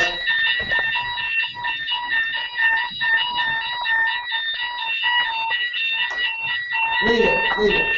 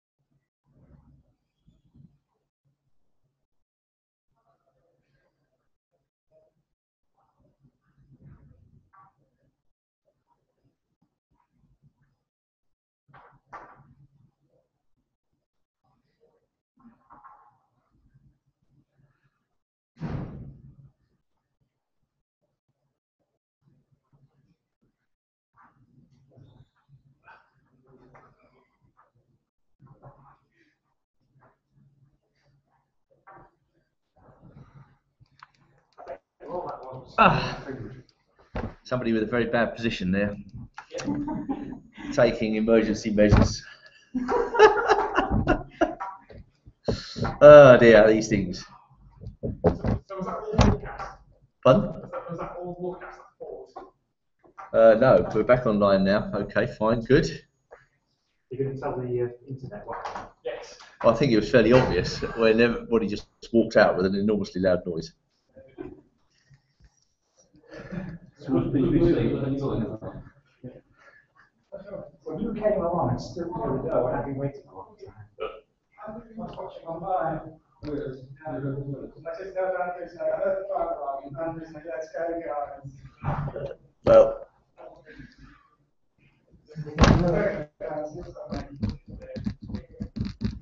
okay, well, after that bit of excitement, we're now back, hopefully, in a fire-free zone, and we'll concentrate on the fire on the board. And we come back to Williams versus Hebden. Ravi will join me eventually, I hope. And the game did indeed proceed as we thought it might. Williams played bishop takes e5. Hebden played the key move c6. White took on g7. Queen e5 check. This actually happened in the game. And now Williams thought for a while. And he has plenty to think about. And after some thought, he played f4, I think. And that seems to be the most dangerous move. So it's just a question now of whether Hebden can take that knight. Because if he can, he's winning immediately. Now I presume after that, White's going to take the black pawn on g5. And I was looking at this position, I couldn't quite see what White was going to do after rook e6.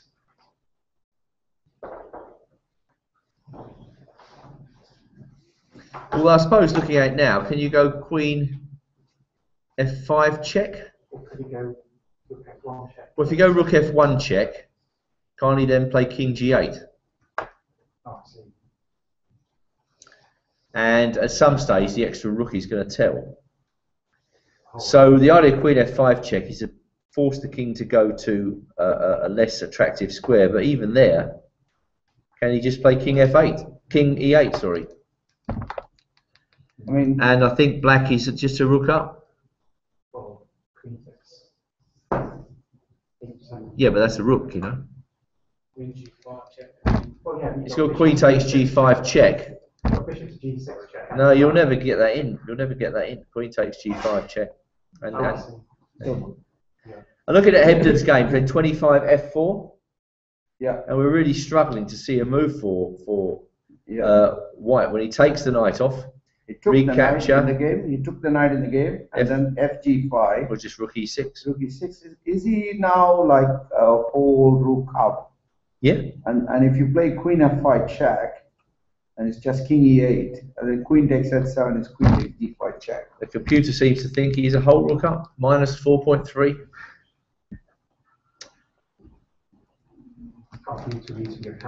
Everything's protected, isn't it? That's the nice thing for black. Everything is protected, and it's probably better to come in via the door. Actually, got people climbing in the windows here. Yeah, I think black's just going to win this position, isn't he? Yeah. I think that's really, unless anybody can see anything desperate for white, that's it. Yeah. If the Hawkins game ends in a draw today, with 1 point lead going into the last 2 rounds, he should be the favourite, isn't it? Well, he's going to have a tough run in. I don't know who he's got to play, but he's going to play 2 GMs, I would have thought. So nothing can be guaranteed, can it? Nothing. Yeah, he's got a black and he's got possibly white on the last round. Mm. Okay, so that could be like, you know, him having, but you know, he's played all the top grandmasters, isn't it? He's played Howell, he's played Nick Butt, he's played Richard Butt, and possible dangerous opponent is Hebden with white, isn't it? Yeah, very much so. So he's got that one game against Hebden, which is going to decide possibly, you know, if he's able to, you know, just Negotiate that. negotiate that one last, and then, you know, he should be able to play. So, Well, let's see this game then. So is there any move for Williams? He's a rook down. he played queen f4, Queen F4. Okay, check. Yes. King G8. Yeah. Why not go King G8? Yeah. Bishop F5. And I think the move now is Rook E4. Rook E4, Bishop F5, game over, isn't it? Rook E4 looks finished. That's it. I mean, like, you know, I mean. That is it. Anybody see any moves? I think that's just game over, as you say. Because Queen takes G5 check is also in the frame. I mean, where's he going to put his queen? You know, I think he's got to go Queen B2 and then Bishop F5. Yeah, well, this is resigns, isn't it? Bishop F5 played, and I think Rook E4. Has he got something like Bishop H7 check? No, nothing. Has he got something G6? No. Rook E4 hits the queen on its head, and if you had to move the queen away, you have to keep. It's gone out to -8, so that would tend to suggest that your assessment is correct, Ravi. And I think Rook E4 is such an obvious move that you can spot here. Is it, you know, tackles all the problem. You know, there's not much problem. You know, what happens if he plays Rook E7? Nothing wrong. But Rook E4 is just very. Rook E4, excellent move, Ravi. Can I award you a copy of Crash Test Chess? There you are. Congratulations. No, it's not worth a book. Come on, let's just. There we are. And in fact, that is the last move of the game. Yeah. Because Williams has resigned without waiting for Rook E4. Yeah. So he really got to a position which was not his style. I mean, once you see Williams taking on E5 in a position like this, you know that this is the wrong variation for him because it's not really his style. He never got into this game, did he? He never got the attack he wanted. The question I'm trying to ask is Hebden the sort of person that will come in and show his game, or no? Unlikely. Okay. Very unlikely. So that was a fairly comfortable win for Hebden, and it was rather easy, wasn't it? Actually, it was rather easy. And that puts him at 7 points within the striking distance. You know, whatever happens in the Nick Bird game, he's now moved on to 7 points, and you know he is going to play Hawkins with half a point less, isn't it? Well, it depends. This game hasn't finished yet. So let's see what happened in this game. We're expecting Bishop F6, I think, after Rook Fe1. Any more moves? Yes, there is a few more moves All right. On the top board. He played Rook Fe1. He played strangely Rook E8. E8. And then.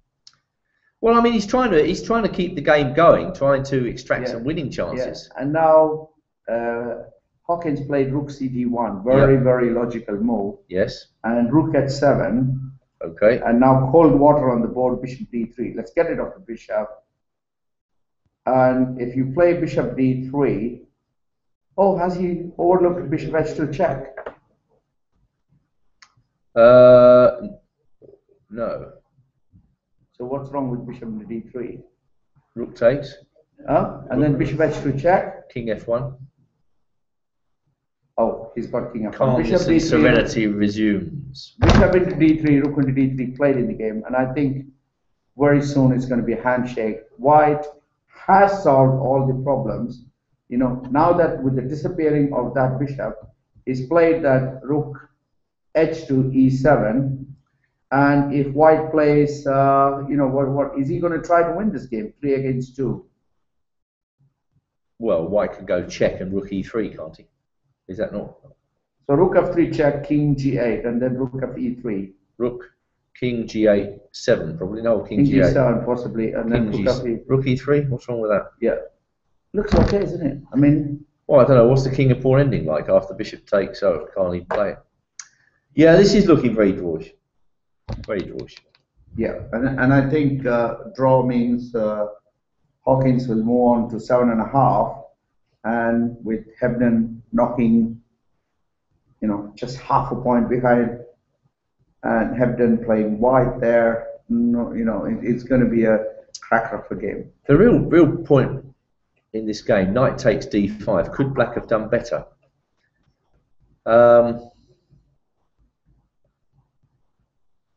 It all hinged around this move, Bishop D6, didn't it?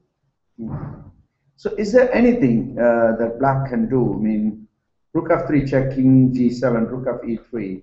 Then what happens if he plays Bishop D6? And then if the rooks are You know, can he force a win in that kind of a position? Well, in this position, I'll tell you what I'm going to do. I'm going to change one pair of rooks And then play rook d8. and play rook d8.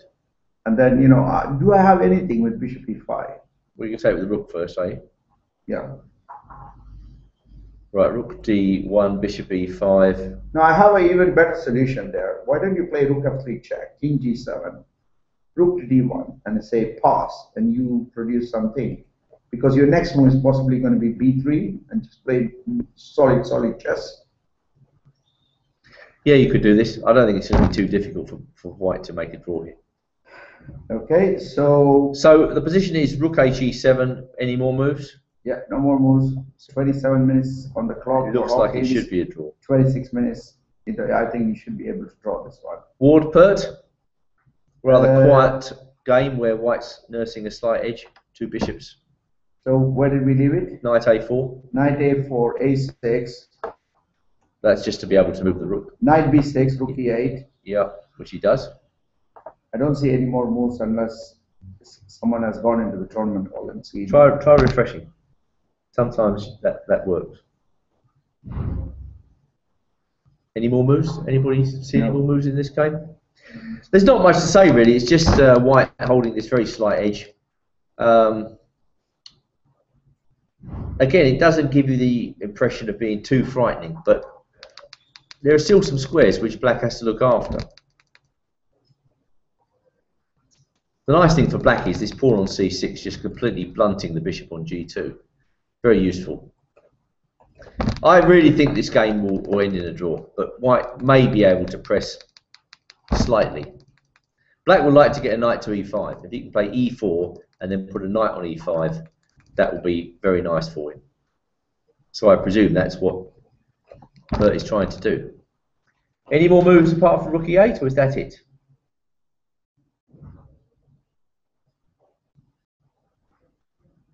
Okay, he's still refreshing. So that one seems to have reached a kind of standstill here. Fernandez versus Howell. So rook f7, he's just played king f1. Just to say that if you played anything bishop c7.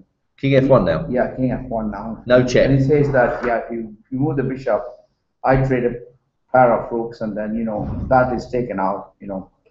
And then he can even target that pawn on h6. And I don't think, as long as white keeps a pair of rooks, he's okay. So it does look very, very drawish. Okay. So and after rook e8, if we went back to the. Let's do one at a time. Which game, please? This is the game board one. It's yeah, king f1. King f1, very sensible move. Removing any kind of, you know, tactics with bishop h2 check. Preparing some king e2, king d3 if necessary. And I think, you know, I don't think he's going to win this endgame. Now, Fernandez Howell, please. So just to summarise what's happened so far, Fernandez has got his, I don't know how to put it, he's slightly worse. Because it's easier for black to see active plans. First active plan is to try and fashion f5, move the king and try and get f5 in. Second plan, just to play c4. So, third idea, lock off this bishop at the right moment. Okay. So after knight 5 e4, rook c8, he's played queen d1 back. Okay. Which means he's allowing that knight to d3. But possibly black is going to play king h7 and then f5. That's the kind of move, just getting out of that. So what did he do? He hasn't done anything. He's just queen d1 is thinking. Time on the clock, 15 minutes left for Howell, 32 minutes left for Fernandez. I mean, well, if black goes king h7, could white be intending queen f3 and maybe sacrifice a piece on f5? F5. If f5, knight takes f5. Yeah, I think that's dangerous. In fact, that is very strong. Yeah, I think that, yeah. So queen d1 is threatening queen f3, possibly. Well, he's thinking about queen f3. He's thinking about queen f3, and I mean, is this the time to shut down the bishop? f5, I don't threaten anything, do I? What if I play c4? Shut down the bishop. D takes C4, B takes C4. Yeah. Yeah, that must be bad as well, isn't it? Now I'm hitting B2. Mm-hmm. You probably have to play bishop C1, I would have thought. Well, it's a difficult move, C4, because the pawn could easily be weak, couldn't it? You know, but at least having blunted that bishop, I'm in a better position. I mean, can I go F5 immediately? Then you go knight D2. It's getting quite sharp.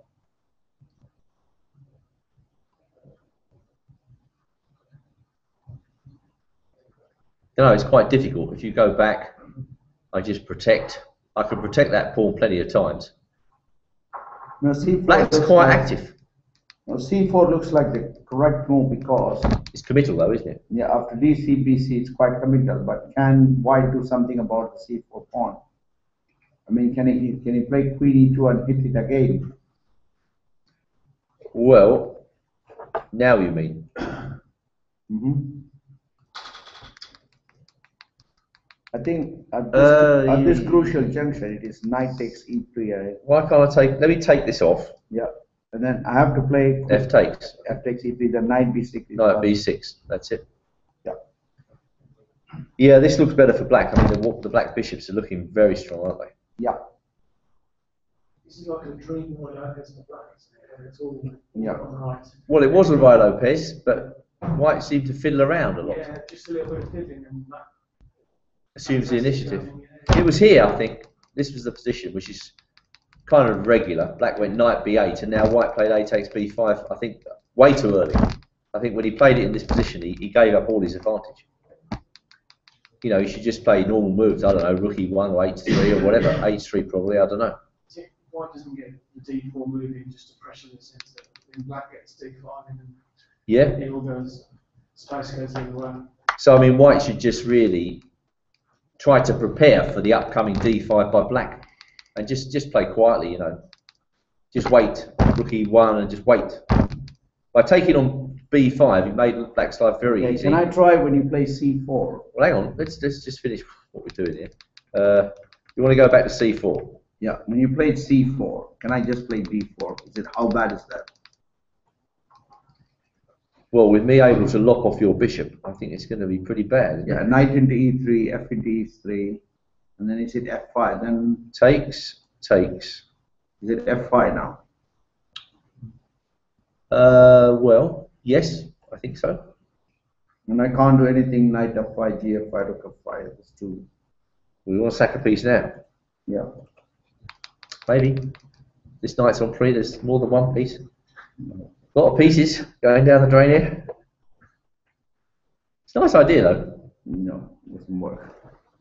So C4 seems to be a good move. Let's just see what the mechanical monster thinks. He thinks F5 straight away. Wow. Not scared of the pin. Well, machines graded 3,100 are really scared of pins, you know. Well, I mean, I just look at F5 and I think, oh God, there's a pin. You know, I don't want to do that. Please don't. Not yet. I want to prepare it. But these just go straight through with it. Sorry. Queen F3, and now C4. I think the only thing that works. But then it runs into this sack, doesn't it? Bang. Bang. When? Oh, then after F5 and F4. F4, knight takes C5. How could you not see that? You're not using deep for its 13 is the answer. Okay, we have some bizarre tactics. So if at all anything is going for Fernandez in that position, is that Howell has about 10 minutes to play the next 19 moves. So, you know, he's got the 10 minutes for 19 moves. Complicated situation. Very committal move C4. He must be working on it. No, I think F5 is far more committal, isn't it? I think if he goes F5 with 10 minutes left, he's asking for trouble because accidents could happen. But C4 just looks logical somehow. Shut down the bishop. Okay, so 10 minutes left, and he seems to be running into his habitual time trouble. Yeah. Williams Hebden has finished. Ward Pert, not a lot happening in here. White's trundling on with his small edge. Any more moves? Yeah, there's a few more moves there after Rook E8, 18. 18 rook 8, knight into d7, Knight takes. knight takes d7, Now, can he play bishop d5? Very bishop flash. c1 going into a3, Okay. a5, and now he's hitting with e4. G6. And black has played g6. Yeah. And I think this is again going to take quite a while for War to make anything out of this, isn't it? He's got the two bishop advantage, he's got the open file, but black is not far away from playing some rook 8 and a4, so... Well, I'm just wondering, can I annoy you here somehow? How are we going to do this? I really want to attack that and force some sort of concession. Okay, let me attack it. I suppose you can just push it. A4 first then. Well, I can play rook 8. A4 by white? Yeah, and then bishop. Oh, that looks like it invites the knight to come to c5.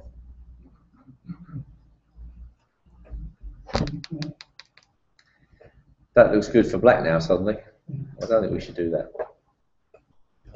So not at all easy for white to use his bishops, but I suppose Chris thinks he's loosening up the black pawn. So, you know, if we get hanging pawns there, we could attack them and somehow So there's one more move there. destabilise. Yes, He played e into f5, E5, well G5 is and then coming. he played bishop into f5. That's Bishop? I don't like bishop into f5. Wow, that's committal. So why did he take up with a pawn? What was wrong with it? Why did he not like that move?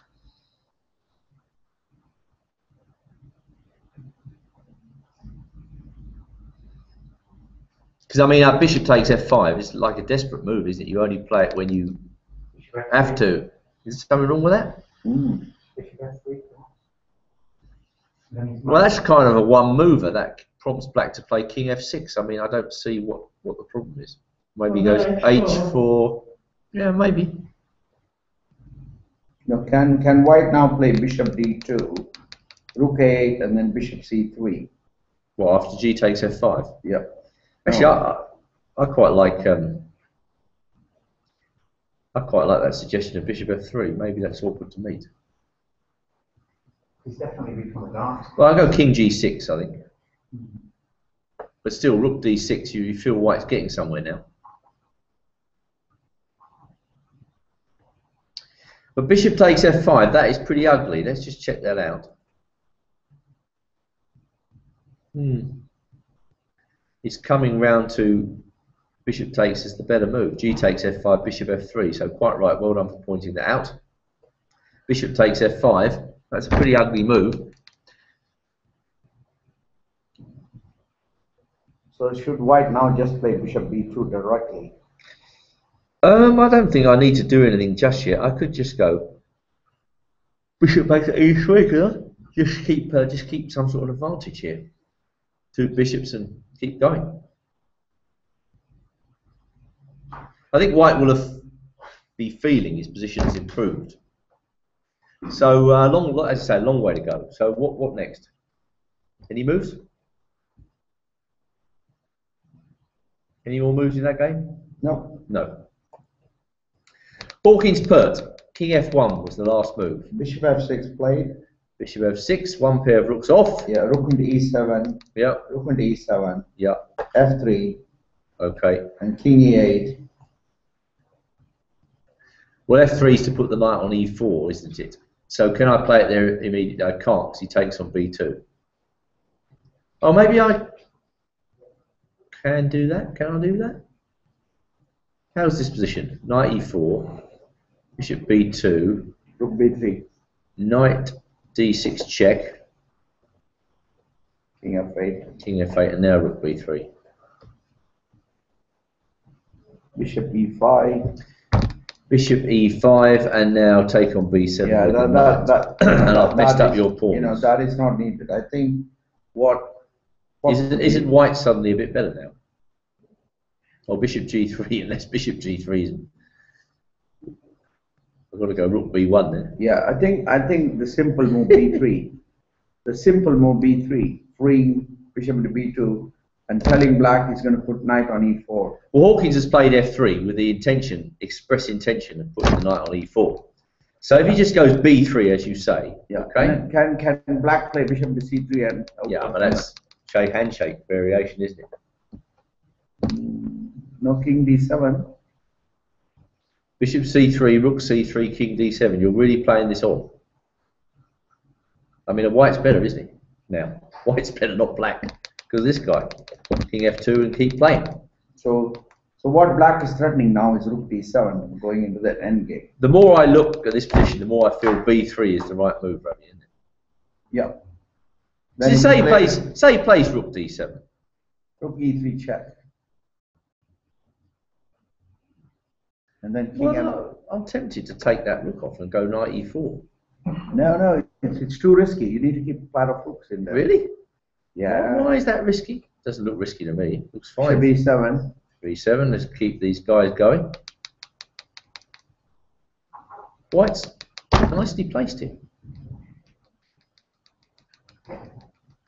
White's not going to lose this. The king comes. Hawkins needs to draw here, isn't it? I mean, he just played b4 here. That's surprising completely. He played b4. Yeah. Wow. Bit late for the minority attack, but it's never too late for the minority attack, obviously. So rook b7 now, rook e3 check and knight e4. So, yeah, it looks. He played b4. That is a bit of a surprise. But of course, it's the same motivation. He wants to put the knight on e4. And I think. So now Pert can really guarantee himself against the loss by just going bishop takes knight if he wants to. It's looking very, very drawish. Yeah, I was just browsing that book written by Hawkins, you know, Amateur to Iron, and it had a lot of endgames very similar to that. So I think in his experience, he must have played a lot of endgames, isn't it? He's very good at endgames, indeed. Yeah. So b4 now frees the knight and threatens knight e4. And Right. rook d7, he's going to play rook e3 check, king f7, knight e4. Well, I'm going to play rook e5. I think that's the best move. Rook e5, Yes. knight e4. Then put the bishop on e7. I want to control your knight. Yeah, and then a3. Then a5. I think this is the right way to play this. Yeah. Shouldn't lose, yeah. You know, that's pointing up that b4 is also a weakening move. Yeah, I don't like b4 after rook e5. Well, I mean, I think. He's going to play rook e5. He's going to play knight e4, bishop e7. Yes. Possibly knight d6 check. Wow, but a knight d6 check. Take it. Rook d6. Take it. Now you got to h5. Yeah, well, this is handshake, isn't it? Yeah. Handshake time. I mean, what risk do I have? Can I play rook h6 and then h6, rook b5. and then you go after the pawn? So that's where I need to just. I might lose my king in a minute though. Yeah, that's. I might just need to play rook b4 there and move earlier. In this position. Yeah. Rook d4. Yeah. Rook d4. Wow. If I want to draw, just go there. Yeah. Yeah. a5. Yeah. a3. Just move the king up. Where should I put it? f7. Yeah, he's just played rook b7 there, and I think that. Where? b4. b4 rook d7. D7. And then he's thinking that if it is rook e3 check, he'll go king f7 and then knight e4, solid move. Possibly, I don't know, something rook d1 check. I still think the easiest way to draw this for white is to keep a pair of rooks on. But maybe. Well, then afterwards, if you take the exchange rook. Okay, I'm going check.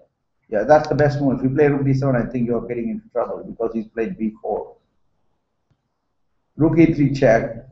If rook e7, just knight e4. Or just go back, rook d3. No, knight Repeating e4. the position. No, I want knight e4. That's even better, isn't it? You can have it. Yeah. With my compliments. And then, you know, then I can play bishop, whatever. This is going to head for a draw, isn't it? Yeah, it is heading for a draw at high speed, I think. But do you think if he takes this, he's significantly worse, right? Yeah. Let's check this out. Is it true? Yeah, a3, a5. a3, a5, yeah. With action taking place on both sides of the board, the bishop should be superior to the knight. Okay, I take it. A6. Why, you're going to lose this, aren't you? I could lose my knight, couldn't I? I've lost my knight if I go take that pawn. Yeah, hopeless. Okay, so he won't take on d7 probably.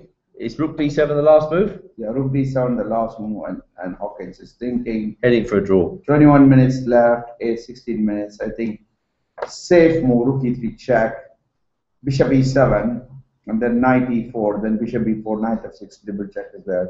So rook e3 check, bishop e7, and then knight e4. Is that what he's thinking? Then he can play rook d1 check, king e2, and then rook a1. All right, let's go on to Fernandez Howell. Any more moves? But the bishop e7 looks very poisonous after he played rook e3 check.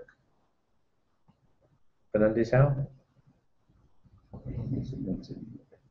Fernandez Howell, interestingly, Queen d1 was the last move. f5 played. Wow, that's bold, isn't it? Yeah, played with 3 minutes and 4 seconds left on the clock. Well, that is really going for it. Showing great faith in his powers.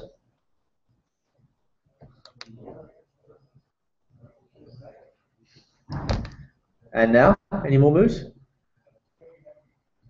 No, just thinking. We got one more move in the Hawkins game. He just played king e2, which surprises me that, you know. So he's allowing Pert to exchange the rooks. Yeah, but then it's king d3, and then the king comes to protect b4. You're not going to. So this king and pawn ending is good for white because he's got a protected passed pawn. Is that the idea? Yep. And he's now threatening knight e4, isn't he? Knight e4, knight c5. Well, I'm thinking about whipping that knight off now. Huh? It's getting to the type of position where I'm thinking about taking that guy. Rook into c3. And just bailing out. Yeah. Rook d4. Well, let's move the king up. Why do I need to move the rook? No, rook d4 attacks the pawn. All right, if you must. Rook d4, fair enough. a3. And then I like. Well, I think check first to drive your king slightly further away. Yeah, king f7. Yeah, and now a3. Is rook e4 winning there? No, possibly not. I think this is going to head for a draw. But Hawkins has played this quite craftily. He's kind of enticing Pert to play on in some ways. I think bishop takes c3 is the most careful move. Should be a draw. Right, can we go to Fernandez Howell finally? Yes. Any more moves? No F5. more moves. Queen d1, f5, no more moves. So this was the engine's first suggestion. Yeah. Black's probably going to play c4 very soon to shut down that bishop, but first he attacks the knight. Is white threatened with anything? He's probably threatened with f4 rather than taking the knight, isn't he? Yeah.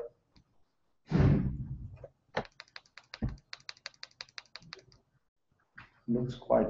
Very sharp. Yeah. Let's have a look at it from the other side. Well, what happens if I just play bishop c1 now? You know, you no longer have that f4 as a.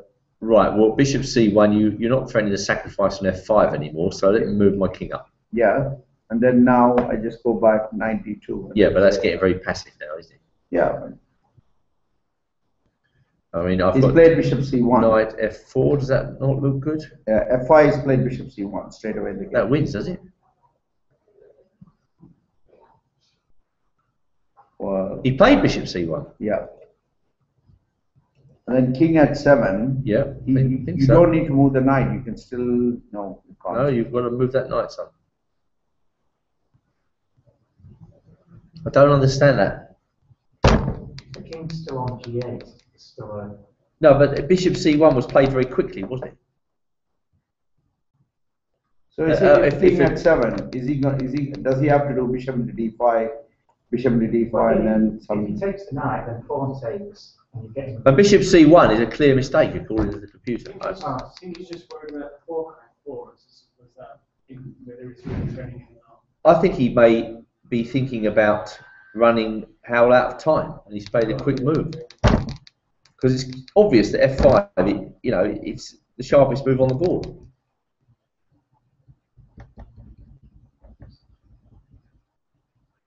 This is a mistake, I think.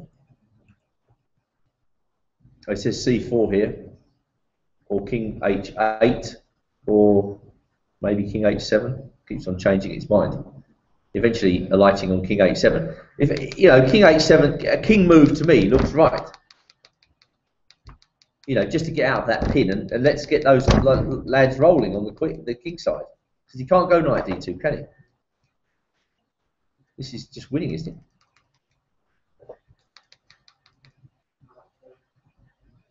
Knight f3. Ooh. And I think that there's some developments in board one, and I think Nick Butt has got worked out something now because of that b4. Really? Yeah. Okay, let's see it. So b4, you played bishop e7. b4, you should rook d7. Rook d7. Yeah. King e2. Yeah. Bishop e7. Okay. And b5 is one possibility. You might have to play b5 because a3 is leading to a5 with similar endgame, isn't it? So b5, c5. You know, that looks like b5 looks like the main move, but he's played a3 there, which I don't like now, because black can play now a5. You know, if he's got to play some passive defense with knight a2, he's busted, isn't it? Well, let's have a look at a5. You can't take on a5. You know? Can't. But if you take on a5, it's ominous. I take on a3, and then you are in more trouble than before. Like that, looking through.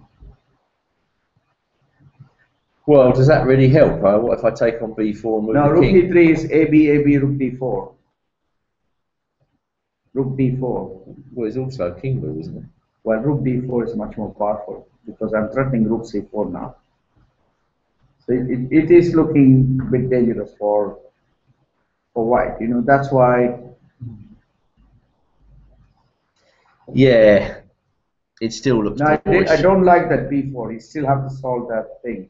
So a5, maybe he's got to play b5, and then bishop a3, bc6, bc6, and then maybe he's got to play knight a4 and go for a draw. No, I don't So this like is the a4. position in the game. Now a5 is troublesome. I'm going to say a5 is troublesome unless he's got something up his sleeve. So a5, knight a2. I think he's going to play a5, knight a2, and then ab4. AB4, and then now the knight is in a bad position. Can he make anything out of it?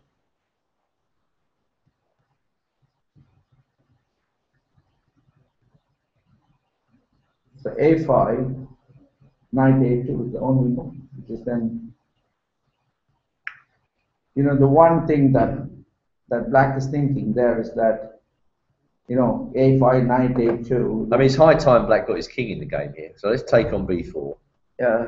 No, I want to play B5. Keep position. Oh, I'm not playing bishop A3. No, I am. So I can I play B5 after A5, knight A2, B5? b5. Yep, you can do. And that looks a bit dangerous, isn't it? I mean, still Hawkins has to work out the draw. I mean, it might be a long battle to realize that, but I can see that.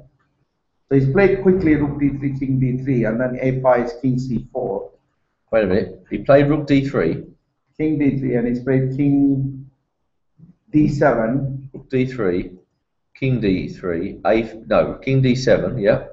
Yeah, and then with the threat of a5 looming, you know, it is white who's got to find something out of this, isn't it? So king c4, king e6, and knight d4 is king e6. Well, knight d4, king e6, knight c5 check. Oh, he can't play knight c5 check. I think you're getting very excited here about this position. What if I just push my passed pawn? f4. That question rook d3, king a5. He loves that move. I want to see your knight go to a2. You ain't going to see it. Or king comes to c4. Come into king. King c4. King e6. All right, g4. Why am I not drawing this with Like could have had h5. ease? Yeah, possibly h5. So maybe you have Maybe to play, h5 in this position, but then I'm going to put my knight on a nice square. Then are you threatening knight g3 now? Well, I'm certainly. I want to harass you on the king side to create a bit of play.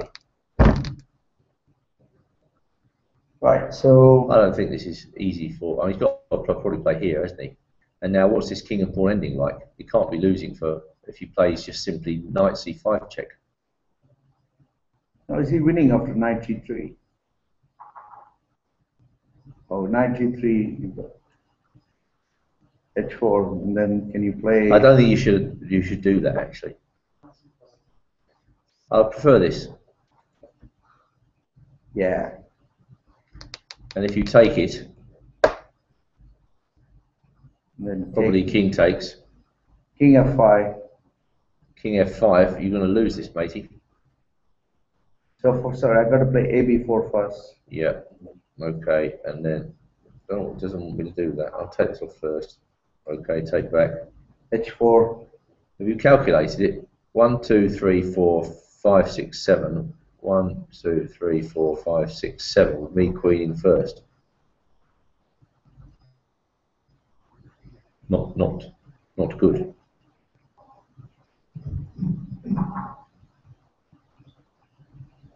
Well, okay. This is at least a draw for one. So In fact, we can analyse this out. Hang on a sec. So king here. Now, if I put my pawn on g3, does that change? no, but can't white win now with g3? Yeah, because I queen with check, don't I? Yeah. g3 Well, king g4. No, g3 king g4. He doesn't take on f4, does he? He just plays king g4 and you lose. So I think you've probably got to play king here. Yeah. Then Now. king f4. Okay. King b7. King g3. Okay. King c6. King b5. h4. Draw. Yeah. Draw offer. Queen squeeze. You never know. You never know. Yeah. Well, it could go like that. So rook d3, king d3. This is the game, yes? Yeah, he's played g4 now. King. King b7. Yeah. G4. Yeah, just fixing that pawn there. You know.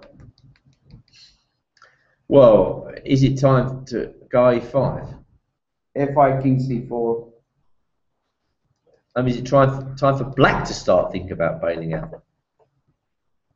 Because white is going to put that knight on e4, isn't it? Which is quite solid. I think he's got to play a5. King c4. Can you play b5? Chop it off. I just want to get this to a draw now, really. b5. b5 check. Force the king to b3. Okay, b5 check. King to b3. Only move. And then king e6. Why is that the only move? Oh, you have to protect my pawn. And now king e6. Yeah. You know, how can the knight come? f4. Knight takes pawn. It's the wrong colour rook's pawn. Long way off though. It's not that easy that you're going to get. You know, you might be forced to play g5 and h5. That is one. I think white would like a simpler way than this. I don't think this is probably a draw actually. Can I play king c7? Okay, Okay, I play bishop g5. That's Let's wait for it to happen, right? Yeah. So rook d3, king d3, g4 is the okay, and black to move. okay. So there's one more move in Fernandez against. In Howell. principle, with action on both sides of the board, the bishop should be better, but white's got a very strong passed pawn. If he could just be able to play f4, knight e4, or something like that, f4 and king e4, that's why I want to play e5. All right, so that is that. Now we move back to Fernandez Howell. Yeah, there's one more move after that. Yeah, and that was That was bishop c1, black's 23rd move. king h7, Okay, there we are. knight d2, Yeah, rook f8, rook f8, okay. h4. White played h4. Yeah, Okay, he's trying to blitz it, isn't he? king h8, knight f3, Queen B6, Rook E1. You know, I mean, it's developed a bit more, isn't it? I mean, like, Black has this fantastic pieces, but why does put the bishop on B1? Sorry. So. Pardon? You haven't. So bishop C1, king H7. Yeah. Knight B2, queen A7. Queen A7 first. Yeah. Okay. Bishop B1. All right. Rook F8. Okay, got it. H4. King H8. Knight F3. Queen B6. Rook E1. Queen D6. This looks like quite a. So what Hernandez has kind of achieved is that F4 is a bad move now for Black. And Howell has improved his queen, and I think he can't play H5 because then Knight G5 would be a major issue.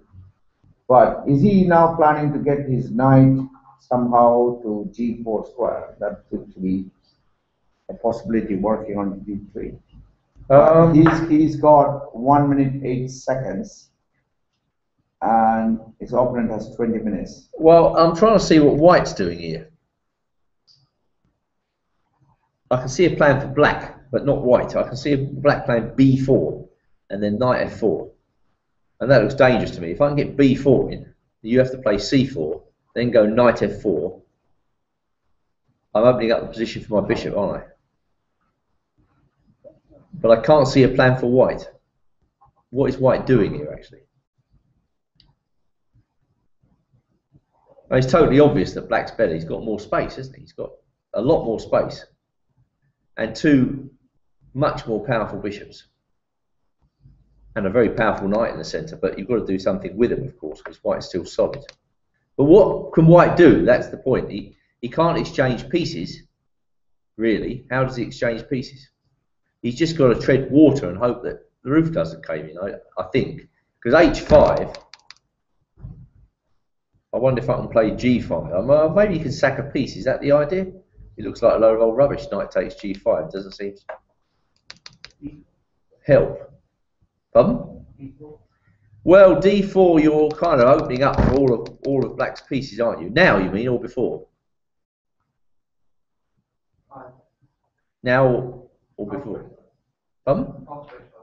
Now, right. Well, the first thought is to take on D4 with the C pawn and push E4. I mean, I don't know whether that's any good, but it looks as though it's not working out for White at all.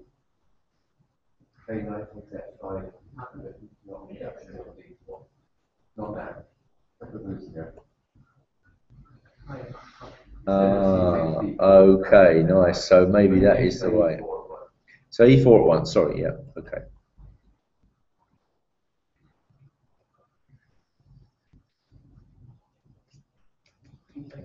This is the sort of situation where, of course, David Howell will rue turning up 5 minutes late. You know, this is where it starts to really count. But you're always that, isn't it? Yeah, but. And then you're getting the real time. Yeah. But occasionally you must lose a game because of that. It will cost him eventually. You know, it'll cost him eventually. And of course, Fernandez is extremely strong at quick play. So it could cost him here because it's quite complicated. Black's still got to open things up.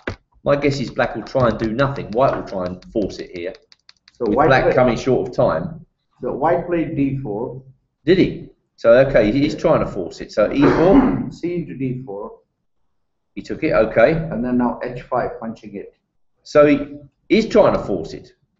There we are. So he is trying to force it. E4. E4 is knight D4. I think you know, this is with 26 seconds. You've got to play all those moves. Yeah, but you get 30 seconds for every move, don't you? Yeah, but you've got to make a decision now, isn't it? This is a critical decision. Possibly your FY is cracking now. You have to play E4 and allow knight D4. And then your B5 is under attack. F5 is under attack. Wait a minute. He played E4. Oh, did he? Okay. So he's up to 38 seconds, and Hernandez plays knight into D4. And now f5 is under attack, b5 is under attack. And unless white has some massive knight e5 there, I kind of prefer white now. Because the next move is edge g6, hitting at those structure on that diagonal. E3. Knight d4, e3. Is that played? No. It looks thematic. No. e3 not played, but e4 played, and I was thinking, because knight into d4, e3, can he play So this is the game position. game position? I'm going to cheat. Knight takes d4, looks like a turnaround. Yeah, knight d4. Knight h4 is interesting. Yeah. Knight into d4 played. Knight d4 played. Okay, well, it's a straightforward move. And now what happens to e3? Looks like the best move. I mean, let's have a look. Is that easy to find with the clock ticking 30 seconds, drip, drip, drip? 10 seconds. 9. It's up to 7. You're going to see a move in a minute. Oh, sorry. Less than a He minute. played knight e5. Sorry, seconds. What did he play? Knight e5. I tell you what, if Howell loses this game, he's really got to rethink his habit of turning up late. Because this could cost him the British Championship. Yeah. Just turning up late. I think really Maxwell just use that same thing. Is it HMG6 now? Just weaken the structure. Is that it? Why not? It's got 35 seconds. HG6 plus 1.59. Massive advantage to white. Yeah, it looks very natural, isn't it? That E3 move, I like that. That was good. That was class. Who They suggested played that? knight Ravi, wasn't it? e5. Now h into g6. If you take queen into g6, then there's some kind of a, like the bishop on b1. Finally, the Railapus bishop has come alive, isn't it? Has seen the light of day.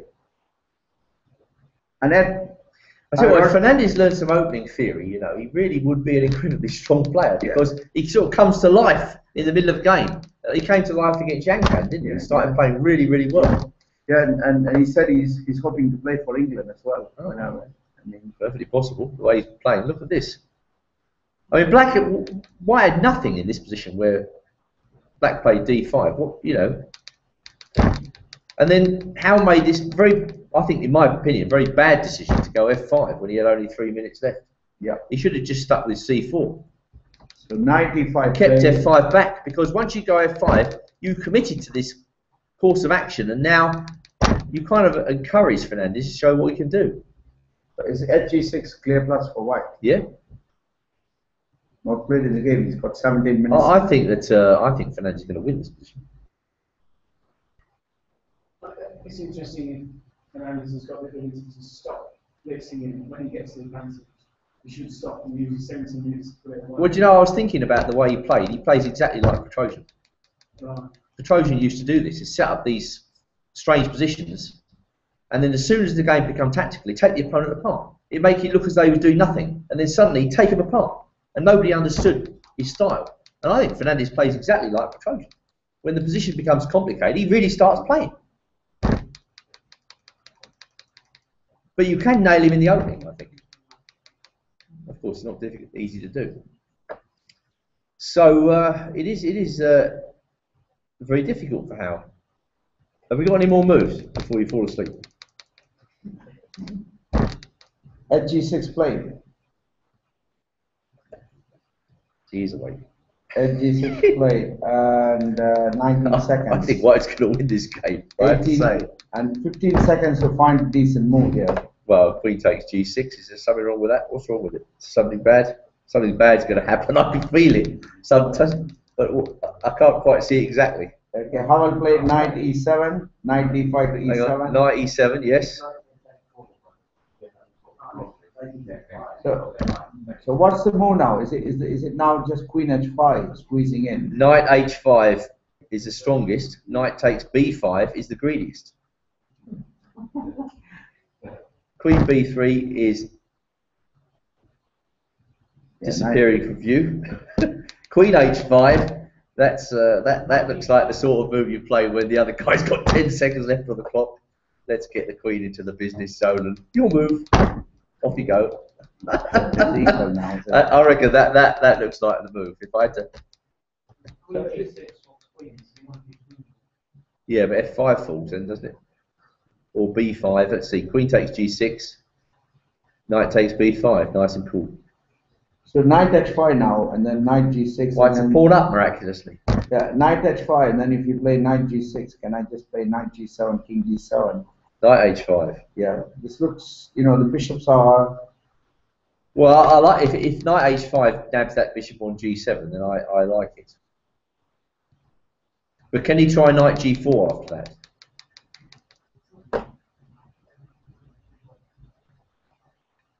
I mean, obviously we can go, or can we go bishop F4, then queen takes G6, and the knight on H5. We'll chop this off. Goodness me, E3, the computer's suggesting. This is really not a position you want to play with when you've got 30 seconds for each move, is it? You know, it really isn't, because that's what Howell's giving himself. No, I think he could go under here. He could easily blunder. So let's go back to the game position. I think that's it, isn't it? He's just played knight E7.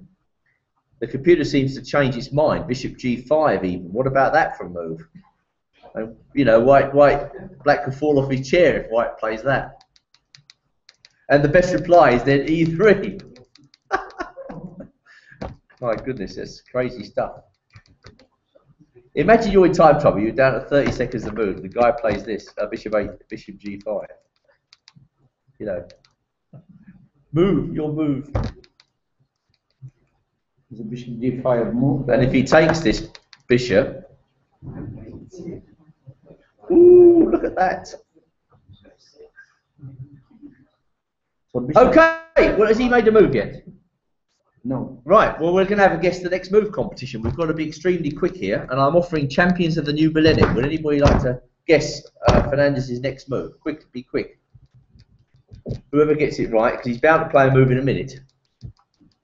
What's he going to do? You can see all the alternatives there. Yes, sir. King H2. I'll tell you, he won't play that.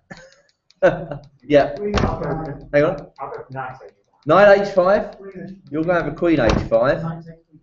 Knight takes B5. Okay, the lad round the back there. Bishop G5. Bishop A2. Creeping round the back. Okay. Right. Has he made a move yet? No move. Okay, so this is actually a very big move, isn't it? I'm pretty sure he will see this fairly quickly, if not immediately. It's the sort of thing you see. Is that winning bishop G5? Well, it's clearly better for black. It's clearly better for white, sorry, but after it, if black's got to find E3 as a response, you know, to keep him on the board, then you really feel that it's the sort of move he should be playing. But let's just see this. Rook takes E3, F4, Rook takes E5, Queen takes, Bishop takes E7. It's getting really crazy here, isn't it? Queen takes here, and then Knight GF5. Queen G5, and now the solid F3. Phew. Okay, it doesn't look that convincing, does it?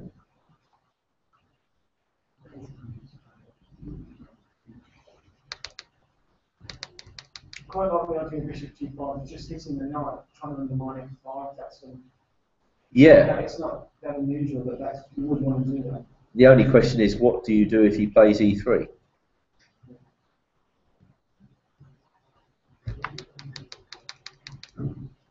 Yeah, and he has slowed down to try and pull it away. Oh, he's definitely, yeah, he's slowed down to try and put Howell away, yeah, definitely. Is it possible to play 4 and 3 first? Is that playing into black's hands? It leaves the knight unprotected as well. It's rather even the computer's changing its mind. I mean, for instance, what is wrong with knight takes B5? Is there anything particularly wrong with that?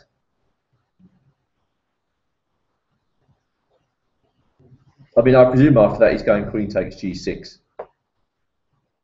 Now, can anybody see something strong?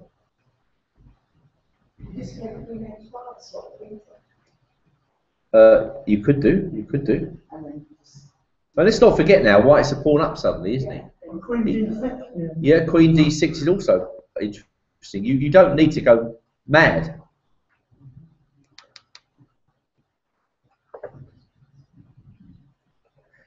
Well, Fernandez has got a lot of choice, isn't it? It's very difficult. It's Queen H5, Knight H5, just Knight takes B5. All of these moves seem to give him some advantage. The general recipe when you're playing against somebody who's really short of time is just try to keep playing normally, solid moves if you can. Don't go completely crazy trying to put them away, because they're waiting for tactical shots, you know. Look at these guys in time trouble. They're ready with the tactical shots, but they might not be ready if you just play a move like Knight takes B5. So you can say that. Anybody play Knight takes B5? That chap right next door to you. Actually, so close you didn't actually see him suggest it. Any moves then, Ravi? Have we won? Is the competition finished yet? Still alright. No more moves made. Can you refresh? It's all refreshed. Okay. Well, we await this critical move. Hawkins Pert still trundling on? Yeah. Okay, what happened? So where did we leave? 32 G4. G4, King E6, Yep. and then F4, Yes. Bishop D6, Yes. King E4, Okay. A5, About time. BA5, Bishop A3, King D4, vacating the E4 square for the knight. And if you play Bishop C1, is he going to play Knight E4? And then Bishop into F4, Knight C4 check, Knight into B7. Is that a possibility? So King D4 is played. Should now Black bail out with Bishop B4, Knight E4? Doesn't Bishop B2 draw? No, there is a move there. Bishop B4. Bishop B2 draws, doesn't it? The Does Bishop that- B2, King C4, Yeah, then I take the knight. King I- C3. Yeah, That's a King, draw. this is a draw, I think. Because if you play King B4, And if I play King D5 then, sorry, yeah, King D5, and yes. then you push F5, got to come King E5. Then I go H5. I draw. Yeah, and then I can put my King on C5. It's a draw. And then when you break H5, I play A6, BA6, King C6. Everything's Draw, yeah. yeah. I mean, I think it's a good outcome for Hawkins. You know, draw, half a point lead, 2 rounds to go, possibly playing Hebden. It's going to be, you know, it's going to be a decisive game. It's not going to be like, you know, it's either going to be a very long play, drawn game. All right, so Bishop B4, Knight D4, just Knight E4. and then that knight Takes, Knight C5 check. Knight C5 check, draw agreed. Yeah, and then you can't even go King D6. That's horrible. King F6 is Knight into B7, and then you wherever you put your bishop, On the right square. yeah, Knight C5 back. Take my pawn. You don't want me to take the pawn. do you? And then play F5 now, isn't it? Well, that's an immediate draw, H5. Yeah, You King should play E4. King E4. King E4, Bishop B6. Oh, my knight is going to sit on C4. That looks like Very heading towards- drawish. Very drawish. Yeah. Still no more moves. Yeah, you could play Bishop D2 clearly. Yeah. I mean, I can go. It's obviously a draw. It's obviously a draw. Yeah, if you want to draw, just go G5 check. Yeah. Yeah, it looks drawn. It looks drawn. But credit to both players for trying. They're still trying. You know, it's been a fighting game. I mean, in this position, if he plays King E4, he played King D4. And now we're waiting Black's move. Yes. Yeah, and then I think he has to play Bishop B2 and take for a safe draw. Well, Bishop B4 is a very safe draw, isn't it? Bishop B4 is Knight E4. Well, that's the draw, isn't it? As we've seen. Well, can you play some other move now, avoiding that Knight C5 check? You can't put the king on D6. That's a drawback. So if you play King E7, then Knight C5. I don't think so. Yeah, that's fine. I mean, why are you inviting my king into the party? This doesn't seem right. Okay, can we switch to that other game? We can. Where Fernandez? we're offering a prize. Has he played a move? He hasn't played a move now. He's down to 6 minutes and 55 seconds. Well, let's quick. While we're waiting for him, can we quickly go toward Pert then, which is not as Okay. exciting. We'll catch up with this. So Bishop takes f5. White's still got this edge. Of the games this afternoon, this one is you know, a bit like watching paint dry by comparison. Your 97, Bishop C1, A5, E4, G6, EF5, Bishop F5, H3, H5, Bishop G5, E4, King F1, Knight E5, King E2, Knight D3, King E3, B5. I think he's just trying to do something. CB5, CB5, Rook D2, kind of threatening to go Rook C2, and then now Knight E1. Then if you play Bishop H1, you're losing that, and if you play Bishop F1, Knight f3. Knight F3. Interesting, isn't it? Yeah, it is now. So what happens if I play, what's so wrong if you lose H3? If I play Bishop H1 and you play Bishop H3, can I play Rook D5 and pick up that 2 pawns on D5? Bishop H1.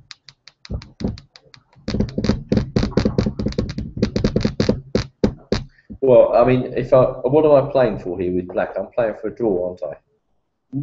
What am I playing? What am I playing for here? If I take this, Yep.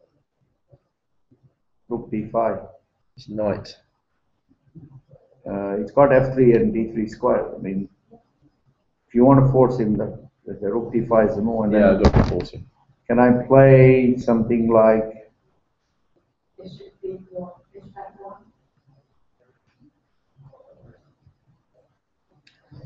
Do I do a quick switch back here? And then check.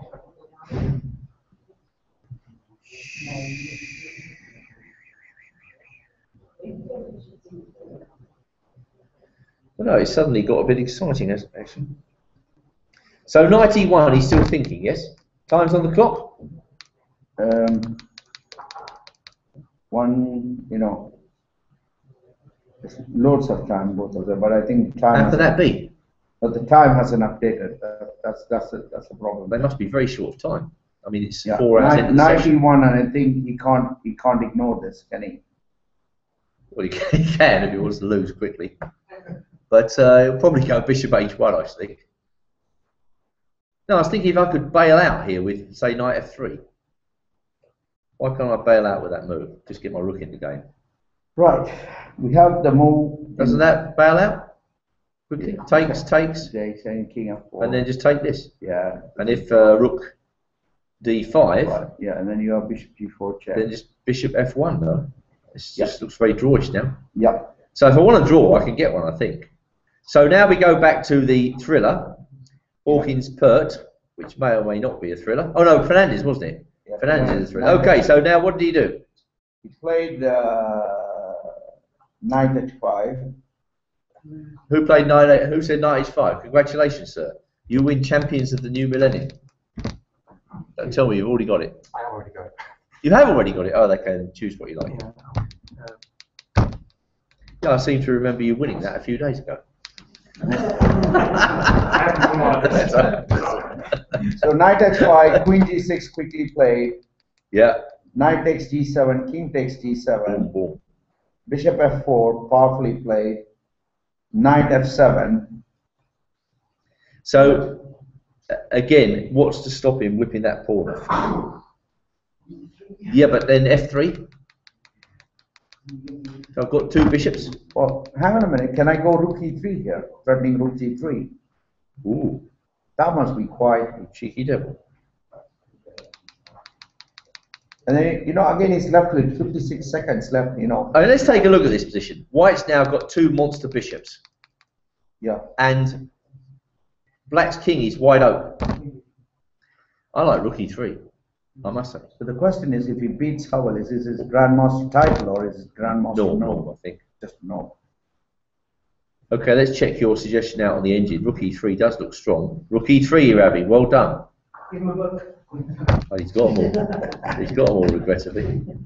But Queen B3 might be even stronger, according to Decrypts 13. Yeah, but I was intending Bishop A2 at later on, but Rook E3 stops that nasty. Queen B3 is pretty strong. Yeah. Yeah. What do you think? 96 for starters. And E3? F3. E3. F3. Oh, yeah. Well, he's thinking, and I think even Rook E3 is quite good, isn't it? Rook E3 threatening Rook G3. And the Knight G5, he's got to play Knight G5, and then I want to put the Bishop on A2. Different approach there, you know? Well, let's see what his approach is. It also suggests Knight takes B5. Just take the pawn. Keep the guy hanging in the air, is it? Yeah. I like Rook E3 because that, you know, that threatens Rook G3, and then he forces him to play Knight G5. And then he has got Bishop A2, Queen D3, so many moves. Just thinking. How long's he got left? He's got 3 minutes, and Howell has got 58 seconds. So it's going to be a scramble there. Just you know, time scramble. You're going to see bang, bang, bang, bang, bang, and then you're going to see something giving up. Okay, so that one. Any more moves in Hawkins Pert? Yeah, Bishop C3 was played. Wait a minute. Sorry, King D4, Bishop B2. They played Bishop B2. Okay, there we are. Yeah. King C4, Bishop C1. Bishop C1. Yeah, Knight E4, Bishop F4. Wait a minute. Bishop C1. And now Hawkins played Knight E4. Knight C5 check. Yeah. And I think is he got some chances now with Knight into B7, and then he's created a monster pass pawn, or is he now going to try to win this game now? Or no, he hasn't got anything to risk, can he? So where are you playing the king? I think There is an H4. No. You've got a pawn on A6, you know. Huh? Got a pawn on H6. No. I'm saying after. Oh, all right. Let me put the king on D6. Let me play Knight into B7. Then check. the king comes back. Knight back to C5. Right. I just got to watch out for your little cheapies. So Bishop D2. Yeah. Okay. Come on. Bishop's holding everything. A6 is King B3, is it? Yeah.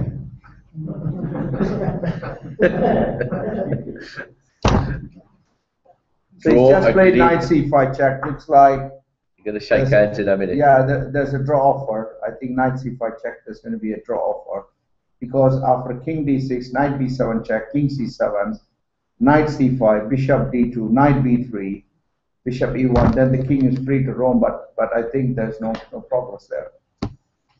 Either of Bishop them. D2 just draws. I mean, how you know that's it. Draw agreed. No, I don't want to play A6. I got to play Knight B3 there. Knight B3. All right. Well. Not A6. Okay. Well, all right. And then you got to play Bishop E1. Yeah. Okay. What's the big deal about that? Yeah, and now my king can roam to the other side, but I think I'm tempted to say big deal. I think I got to play King D4. The roaming begins. Well, let me roam over here and take the pawn off. So King C5. But it's cheating now. That's okay. A little check. King C4. Okay. Well, fair enough. And then you can't play King A6. When? After Bishop check, King C4, King A6. This is just a draw, isn't it? Okay. Well, let's not argue over this trivialities. So, there's one more move. Yeah. He played King D6, Knight takes B7 check, King C7, and he's just pulled Knight C5. Solid. You know, he's just going to put the knight on. You know, he's not going to allow King B7 and other thing. And Bishop E3, he's just going to play King B4, and that's it, isn't it? I would imagine it go Bishop D2, draw agreed. Yeah. So Bishop D2, Knight B3, draw agreed, isn't it? That's probably what it will be. Fernandez Howell. Let's get back to the action. So Knight F7 by Howell. Yeah. 36. Then he played Bishop F4, Knight F7, Knight into B5. Okay. Knight D5. Yes. Bishop H2. King H7, which is what I didn't like. Exactly what I didn't like. You know, I mean, I wanted that rook on G3. So there's a wheel threat on G3 now. Fernandez is down to 1 minute 28 seconds. He says pawn up. But that knight on d5 is a monster. He's got to do something about it, isn't it? What if I try and get rid of it? You're going to go rook g8. Pardon? c4. Let's try and get rid of it then. I don't like it being a c4, monster. rook g8. Rook g8, yeah, all right, okay, I can see it. What do I do about it? Oh, bishop g3 then. Sharpie, take a breath. Keep calm. Oh, bishop e4. Thanks very much for the game. So that's the problem. Very nice of you to put your king on the same diagonal as your He's queen. played c4. Fernandez played c4. Okay. 1 minute 20 seconds and counting down. And now, if the knight retreats, he's played rook g8, and now he's going to play bishop g3. And is it knight f4 there? Knight f4. Yeah. Knight f4, he says. Rook g8 played. Right. Bishop g3, Play knight f4. knight f4. Right, I want to play queen d7 in this position. Get up close and personal here. Bishop g3 played, and he can't play f4 because of bishop e4. So this is move 40 coming up. Pardon?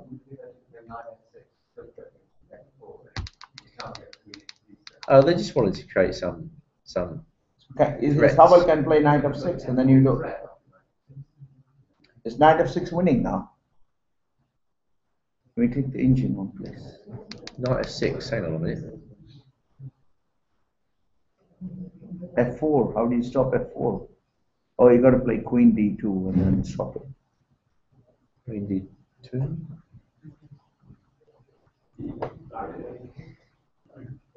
The advantage is gone.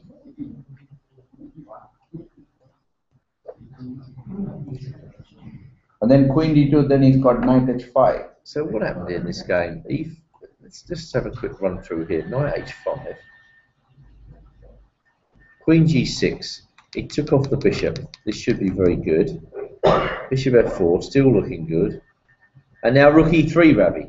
Your move. Your move. Knight takes b5. Knight d5. Bishop h2. King h7. c4. It doesn't like that at all. Yeah, knight f6 played. It doesn't like c4. Knight f6 is black winning after knight f6. c4, rook g8, bishop g3, knight f6. Is he winning or still? Well, according to this, queen d2 is the And then move. knight h5. Queen d2 played. Queen d2 played, yes. Knight And then h5. knight h5. Yeah. They've reached the time control, yeah. So time to have a little breather. It's suddenly looking more easy for black to play than white. Queen d2, knight h5. That was played? No.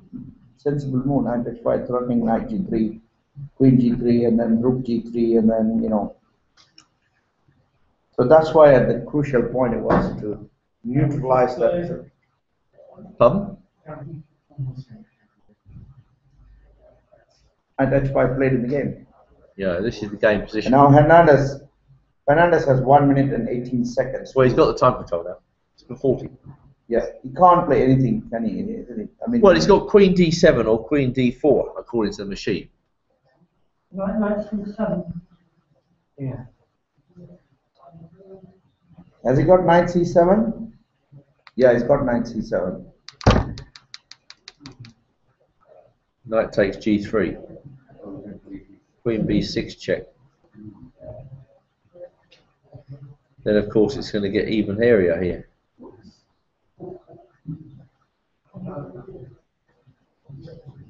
He's played knight c3. He's gonna. I think now Howell is gonna win. Yeah. He's played knight c3. Yeah, just knight into g3, h into g3, queen into g3. Everything's going down in flames. Sound the fire alarm. So just take this off. Take this off. Queen takes g3. Queen f2. I don't see the fire just yet. Where's the fire here? What's going on? By going down in flames, you mean they're going to agree a draw?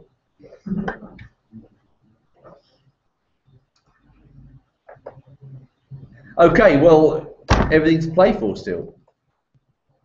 I think Fernandez has perhaps lost his chance. So anyway, with both players having negotiated the time control, I think we can look forward to this game slowing down again. On the other hand, they could agree a draw quite soon. Hawkins v Pert, any other moves? Is that it? Knight c5, that looks like it's going to be a draw. Bishop d2, and then he's played knight b3. Bishop d2, yeah, knight b3, bishop e1. Bishop e1, and I think it's just draw. Draw, king c5. Ward Pert, can we review that then? Knight e1 was the last move. Knight e1. You went for that sack, didn't you? Bishop h1. Yeah. And you went knight f3. Yeah. Bishop into f3, e into f3, king into f3, bishop into h3, draw Greek. That's a draw? Yeah, fair enough. So he did bail out. But it was interesting that, because it seemed though White should have an edge in this endgame, but he never actually managed to develop that edge, did he? Yeah. And that was because Black effectively blunted this bishop with the move c6. Well, a bit of a long session today, so let's just review what's going on. This is the position in the game as it stands, and we're expecting Black to play bishop e1 and piece to be concluded quite soon. Exciting game though. Fernandez v Howell, that is going to probably keep going, I would have thought. There's plenty of play left. I mean, Howell would feel now, okay, I've got back into this game, now let's see if we can go again and win this position. But of course, you know, it's all about Black's kingside chances, because White wins the game on the queen side if he's allowed time to push those pawns. So that could go on for a long time. Yeah, any more Board moves? number 1, draw Greek after knight b3, bishop e1. Okay, so There must be a draw for after bishop e1. yeah, fair enough. Oh, it's a good game. So that's a draw. Much more satisfactory for Hawkins, but of course he's now got 2 more GMs to play. Hebden tomorrow with Black, that won't be easy. That should be a real humdinger of a game. This one, as I say, could go the distance. Williams-Hebden, well, that was a very unfortunate game by Williams. He seemed right out of touch, playing positions he didn't really like. It's not like him to sort of get this one open file in a position that can often be quite boring, and he never made anything of it. And Ward versus Pert flickered into life at the end, but I think Pert actually played that quite well. He defended it with skill. Yeah. So actually quite an exciting day. I hope you've enjoyed the commentary. We're back at 3 PM tomorrow for round 10. Thank you to everybody watching online and here in the audience at Aberystwyth. So have a good evening, everybody, and we'll see you tomorrow.